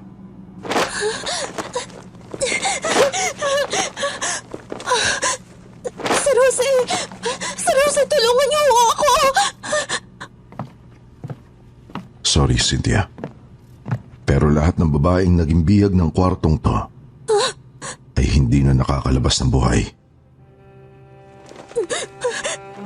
Anong gagawin niyo sa akin? Matutulad ka sa mga babaeng naging biktima ko. Pahihirapan kita, pagsasamantalahan, at ililibing kita sa kumukulong libingan.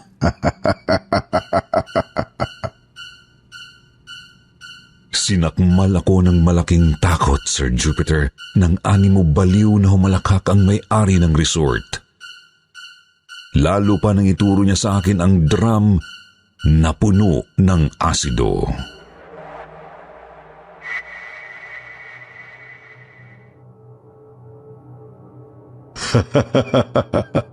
Dito, Cynthia. Dito sa drum ng asido. Dito nalilibing ang lahat ng biktima ko. Gaya ng nangyari sa ate Perla mo.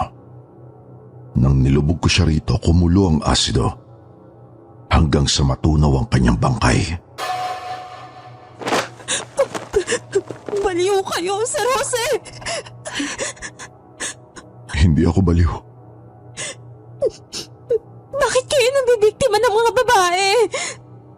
Pinapahirapan niyo! Pinagsasamantalahan at pinapatay! Gumaganti lamang ako. Dahil nung maliit pa lang ako, nang maulila ako sa mga magulang ko, pinahirapan ako. Inapi at pinagmalupitan ng tiyahin kong umampun sa akin.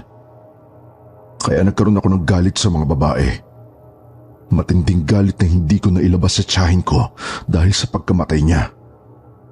Kaya ibinunton ko sa mga kabaro niya ang ngit-ngit ko. At para wala akong panagutan sa batas, lahat ng naging biktima ko, inilulubog ko sa drum ng asido. Kaya mamamatay ka rin, Cynthia. Matutunaw rin ang katawan mo sa kumukulong libingan.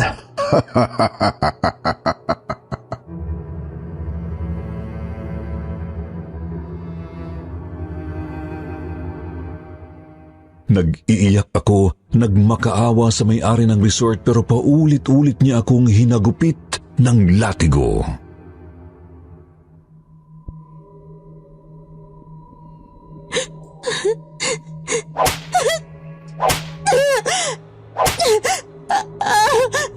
Tama na, Sir Jose!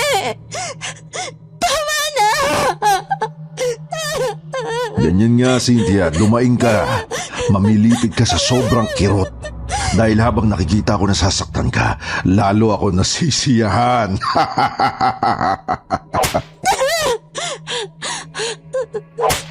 At ngayong hirap na hirap ka, saka kita pagsasamantalahan.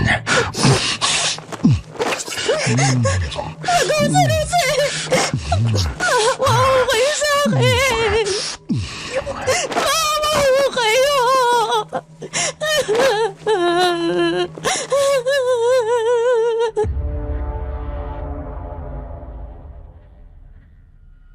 Sa kabila ng aking pag-iyak at pagmamakaawa, paulit-ulit akong pinaghahalikan ng may-ari ng resort pero hindi niya ako naituloy pagsamantalahan.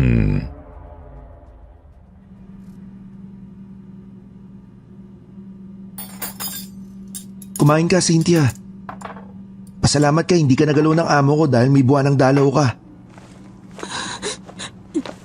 Lebong. Lebong. Maawa ka sa akin. Tulungan mo akong makatakas. Sige na. Naaawa ako sa'yo, Cynthia. At nangihinayang ako sa'yo. Dahil maganda ka. Sa lahat ng mga babaeng nabiyag rito, ikaw ang pinakamaganda. Pero kapag pinatakas kita, papatayin ako ng amo ko. At ayoko pang mamatay. Ayokong gaya ng iba, malibing rin ako dun sa drum ng asido.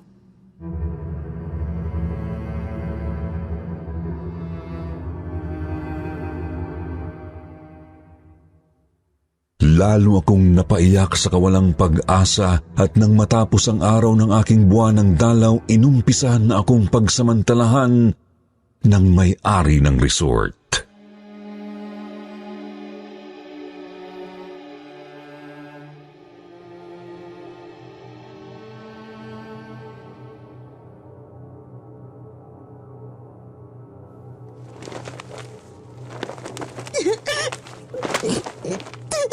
Bitawan niyo ako! Bitawan niyo ako! Hayop kayo! Bitawan niyo ako! Sige, Cynthia, umiyak ka. Magmakaawa ka. At para lalo ko masiyahan habang pinagsasamantalahan kita. Dahil masasaktan ka ng gusto sa akin.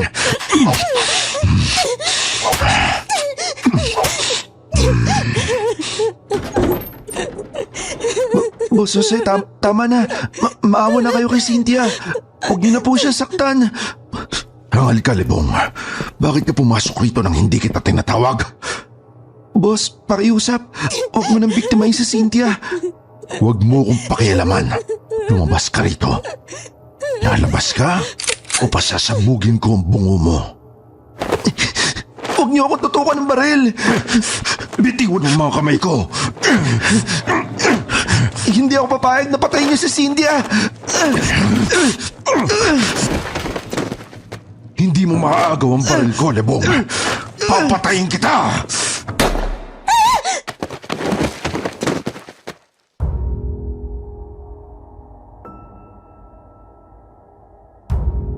Napasigaw ako, Sir Jupiter, nang pumutok ang baril at nakita ko na lamang na dahan-dahang napahandusay ang may-ari ng resort. Duguan at wala ng buhay.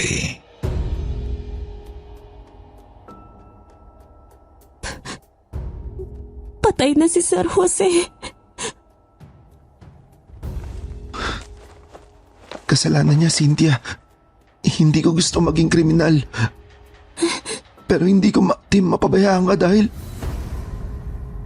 dahil mahal kita.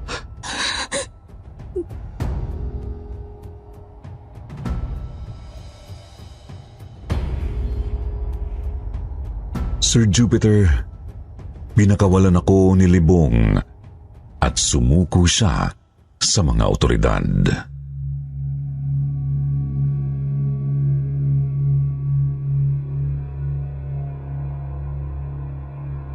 Hanggang ngayon hindi ako makapaniwala sa nakakakilabot na natuklasan ko sa resort. Pero sa pagkamatay ni Sir Jose, hindi na nagpakita pa sa akin ang multo ng aking kapatid.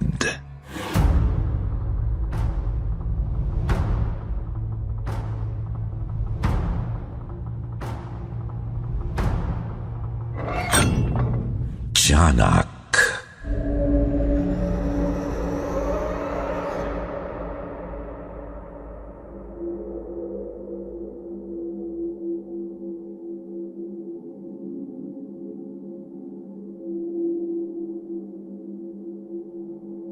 May ibang tao ang dahil sa matinding kabiguan at sama ng loob na natikman ay pinanlalabuan ng isipan. Pinanghihinaan ng kalooban, nawawalan ng habag maging sa sariling dugo at laman. Nakakagawa ng malaking kamalian at makilala man ang pagkakamali ay huli na bago pagsisihan. Ito ang buod ng kwentong padala ng isang nagpapatago na lamang sa pangalang Divina. Ayon sa kanyang sulat,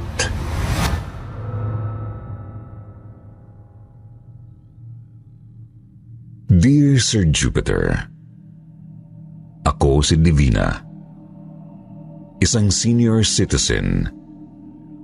Taong 70s nang magdalaga ako. Naranasan ko ang katakataka at hindi kapani-paniwala. Maaaring pagtawanan ako ng iba sa ikikwento ko sa inyo. Pero alam ko ang totoong nangyari sa akin sa aming bayan sa labas ng Maynila kasama ang boyfriend kong si Jerry.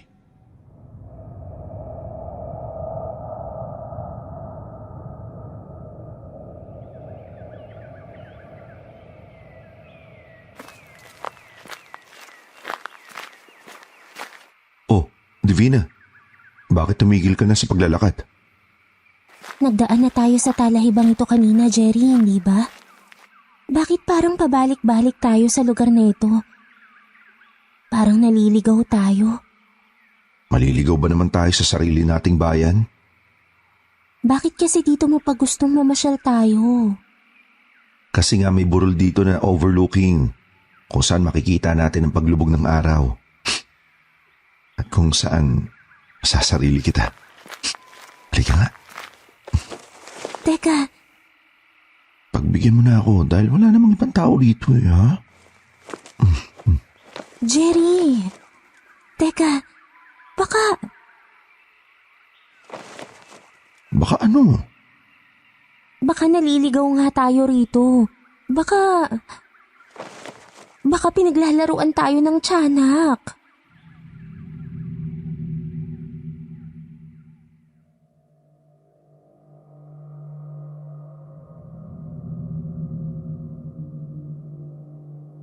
Bata pa ako, Sir Jupiter, may naririnig na akong mga sabi-sabi na may mga tiyanak sa bundok ng aming bayan. Hindi ako naniniwala roon, pero nararamdaman kong parang totoo nga na may mga maligno.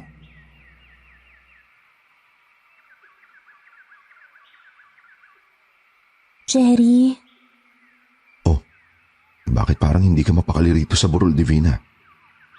Natural lang yung ginagawa natin pagroromansa. Di ba? Gaya ng dati. Para kasing may mga matang nakatingin sa atin. At parang may naririnig akong maliit na boses na bumubungis-ngis. Susangin lang yun. Teka, Jerry. Jerry.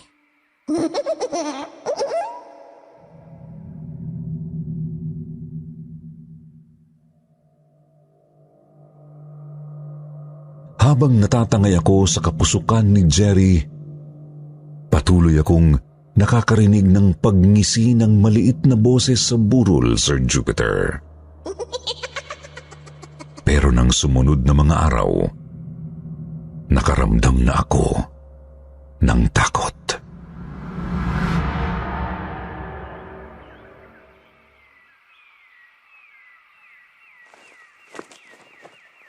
Wala kang dapat ikatakot basta kasama mo ako, Divina. Jerry, nakipagkita uli ako sa'yo sa burol na to dahil may problema tayo. Buntis ako. Ha?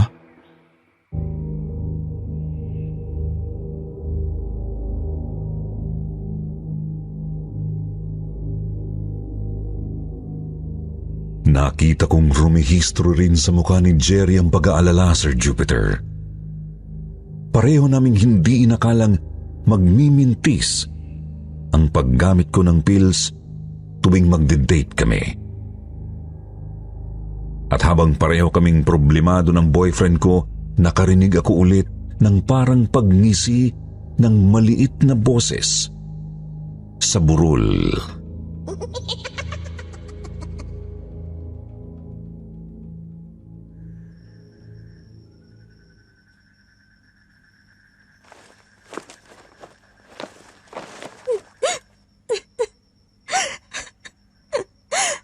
Kasalanan mo yan, Divina.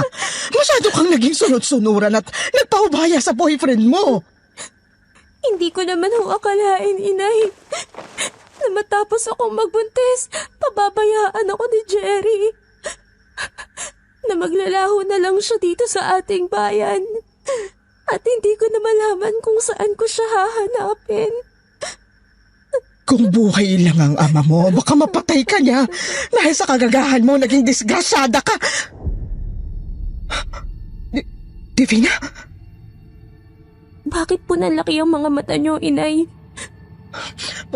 Parang may nakita akong nakahubad. Maitim at maliit na batang nakasilip sa labas ng bintana. Malalaki at nakausli ang mga mata. At nakangisi. Nakakakilabot. Tiyanak! Tiyanak!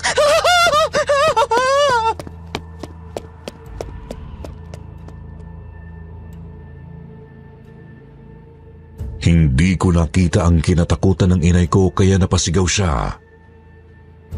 Ang mas kinatakutan ko'y ang magiging kinabukasan ko bilang isang dalagang ina.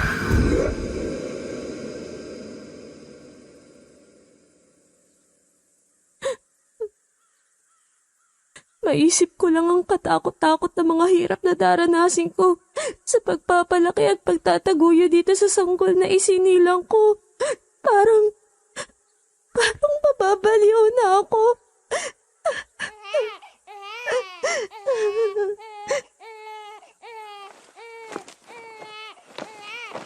Kasalanan ng Jerry na yun kaya ako naging dalagang ina.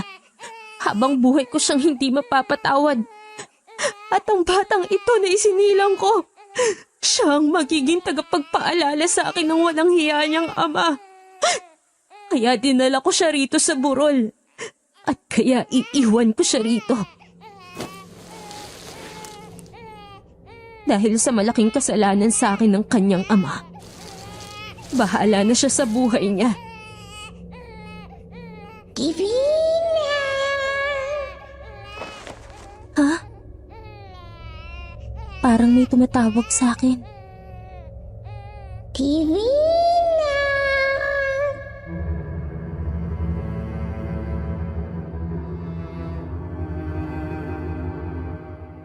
Wala akong nakitang ibang tao sa burol, Sir Jupiter, kaya nagmadali akong lumayo roon matapos kong iwan ang sanggol na aking isinilang.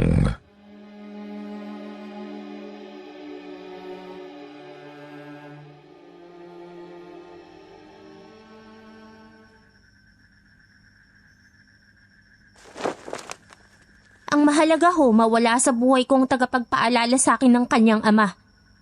Para hindi ako masiraan ng ulo. Nasisira na nga yata ang ulo mo. Bahala ka na nga sa buhay mo.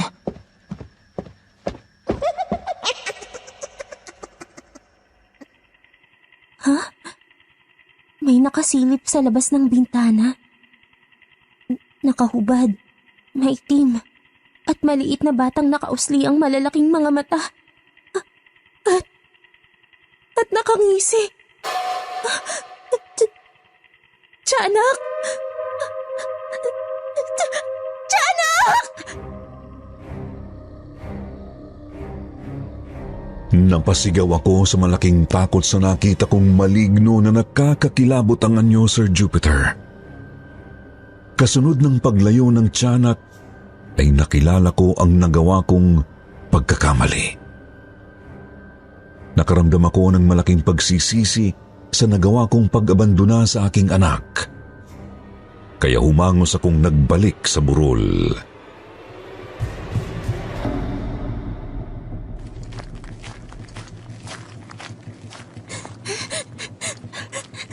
Hindi ko dapat inabandona ang anak ko. Wala siyang kasalanan sa kapariwaraang nangyari sa akin. Hindi ko siya dapat idinamay sa malaking galit ko sa kanyang ama. Kaya babalikan ko siya. At kahit mahirap, kahit ako nag-iisa, itataguyod ko ang anak ko. Nasaan ang anak ko? Nasaan ang anak ko? Bakit wala siya rito sa burol na pinag-iwanan ko sa kanya? Ano ang nasa damuhan?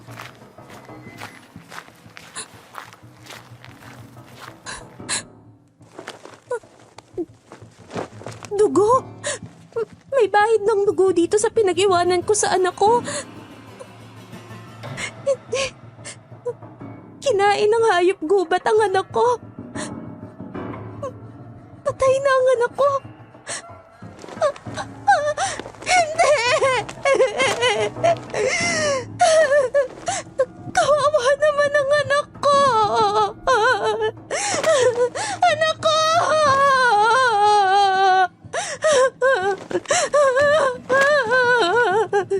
Divina!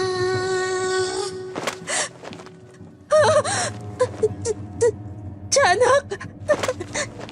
Tiyanak!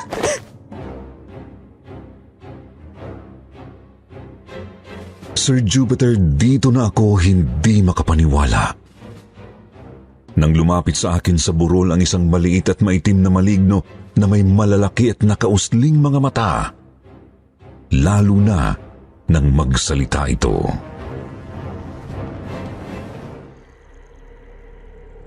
Buhay pa ang anak mo, Divina. Dugo ng hayop gubat ang nasa damuhan. Nasaan ang anak ko?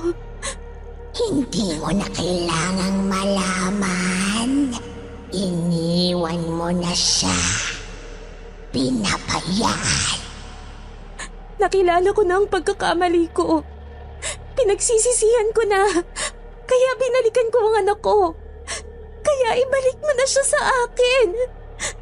Hindi ko na ipabalik sa'yo ang anak mo. Hindi mo na makikita uli ang anak mo.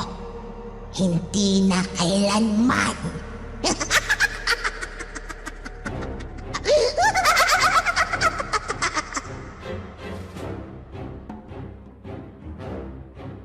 Hindi ko alam kung nauulol na ba ako o ano, pero totoong nakita at narinig kong kinausap ako ng malignong yun. Unti-unting naglaho ang tiyanak sa harap ko.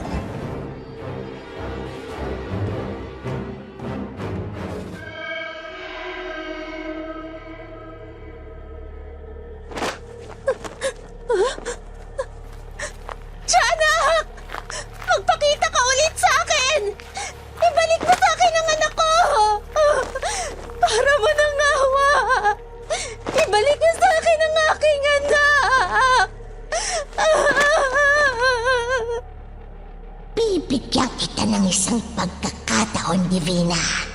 Isang pagkakataon lamang.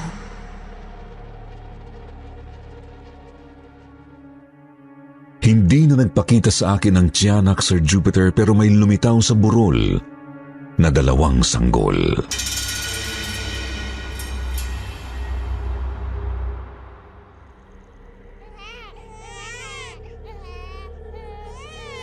Mamili ka, Divina.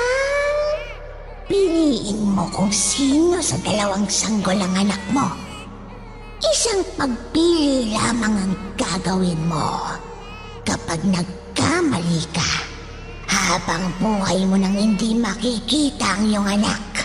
Habang buhay!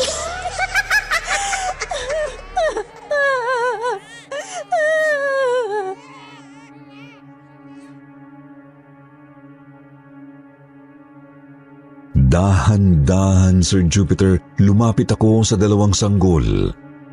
Ilang sandaling pinakiramdaman ko ang lukso ng aking dugo. Tinimbang kong mabuti kung alin sa 2 sanggol ng anak ko. At matapos akong magdasal, kinarga ko ang isa sa mga sanggol.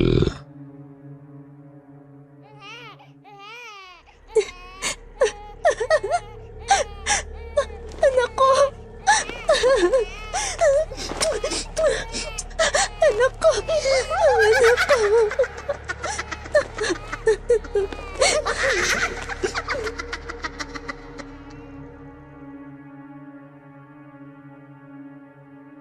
Habang humahalakhak ang hindi ko nakikitang tiyanak, Sir Jupiter, naglaho ang sanggol na hindi ko napili. Nakahinga ako ng maluwag. Tuwang-tuwa ako dahil hindi ako nagkamali. Anak ko ang kinarga ko. Pinagyayakap at pinaghahalikan, kaya nagmadali akong umalis sa burol, karga ang sanggol. Pero habang nasa daan,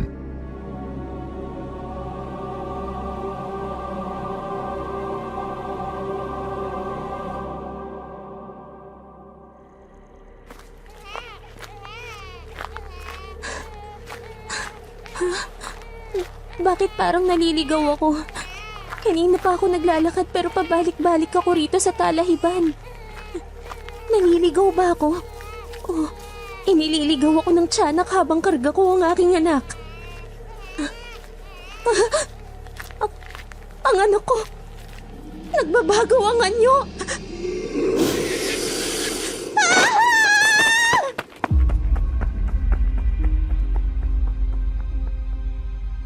sa malaking takot ko, Sir Jupiter, naging tiyanak ang karga kong sanggol, kaya naihagis ko sa damuhan at kaya ako napahagulgol.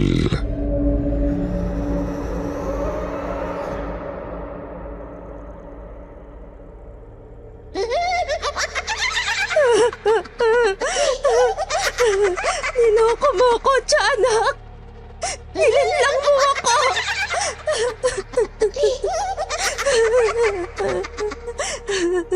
Hindi, Divina. Hindi kita niloko. Nagkamali ka sa pagpili. Ang sanggol na kinarga mo, hindi mo anak. Ako ang napili mo. Kaya habang buhay mo nang hindi makikita uli ang tunay mong anak.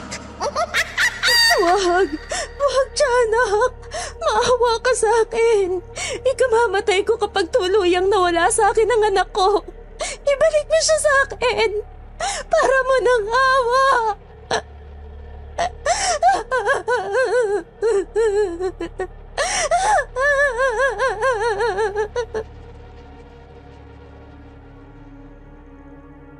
Habang humahagulgol, napaluhod ako sa pagmamakaawa sa tiyanak, Sir Jupiter.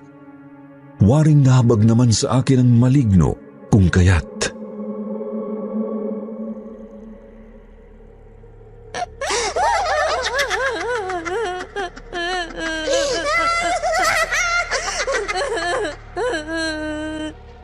Tumahan ka na, Divina. Dahil dahil sa pinakita mong labis na pagsisisi sa ginawa mong pag-abandona sa anak mo, ibabalik ko na siya sa'yo.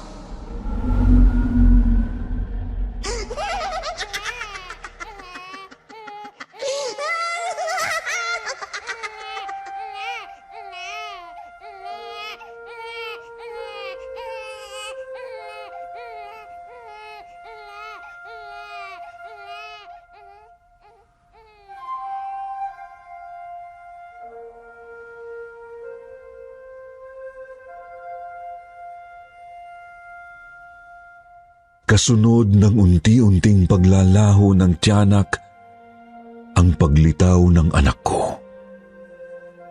Kaya laking pasasalamat ko sa Diyos na dininig niya ang dasal ko. Nabawi ko ang aking anak. Lalo pa nang isang araw ay nagbalik sa akin si Jerry. Humihingi ng tawad. Nagsisisi dahil nakilala niya ang kanyang pagkakamali sa ginawa niyang pag-iwan at paglayo sa akin. Mahal ko pa rin siya kaya pinatawad ko siya. Kinasal kami ni Jerry at nagkaroon ng 3 anak na may kanya-kanya ng pamilya sa ngayon. Ang panganay ay nasa abroad at kami ni Jerry ang nagbabantay sa dalaga niya na apo namin. Hanggang dito na lamang, naway kinapulutan ng aral ng iba ang aking nakakatakot na karanasan sa isang nakakakilabot na tiyanak.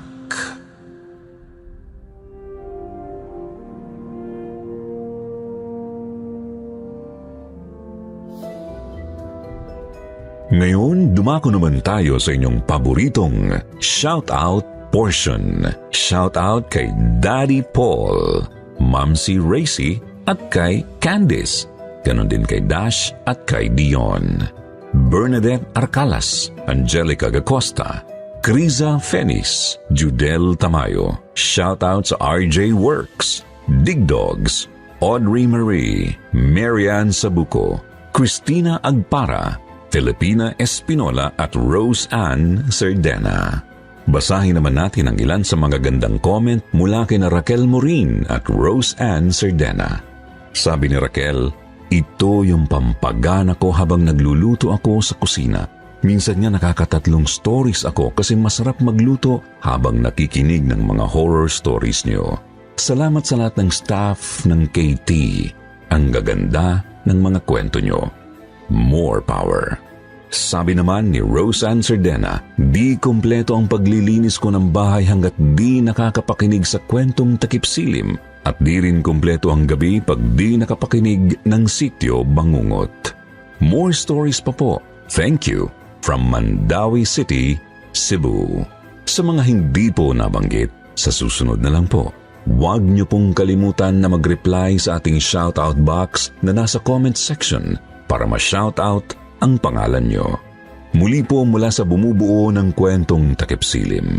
Ito po ang inyong lingkod, Jupiter Torres. Nagpapasalamat.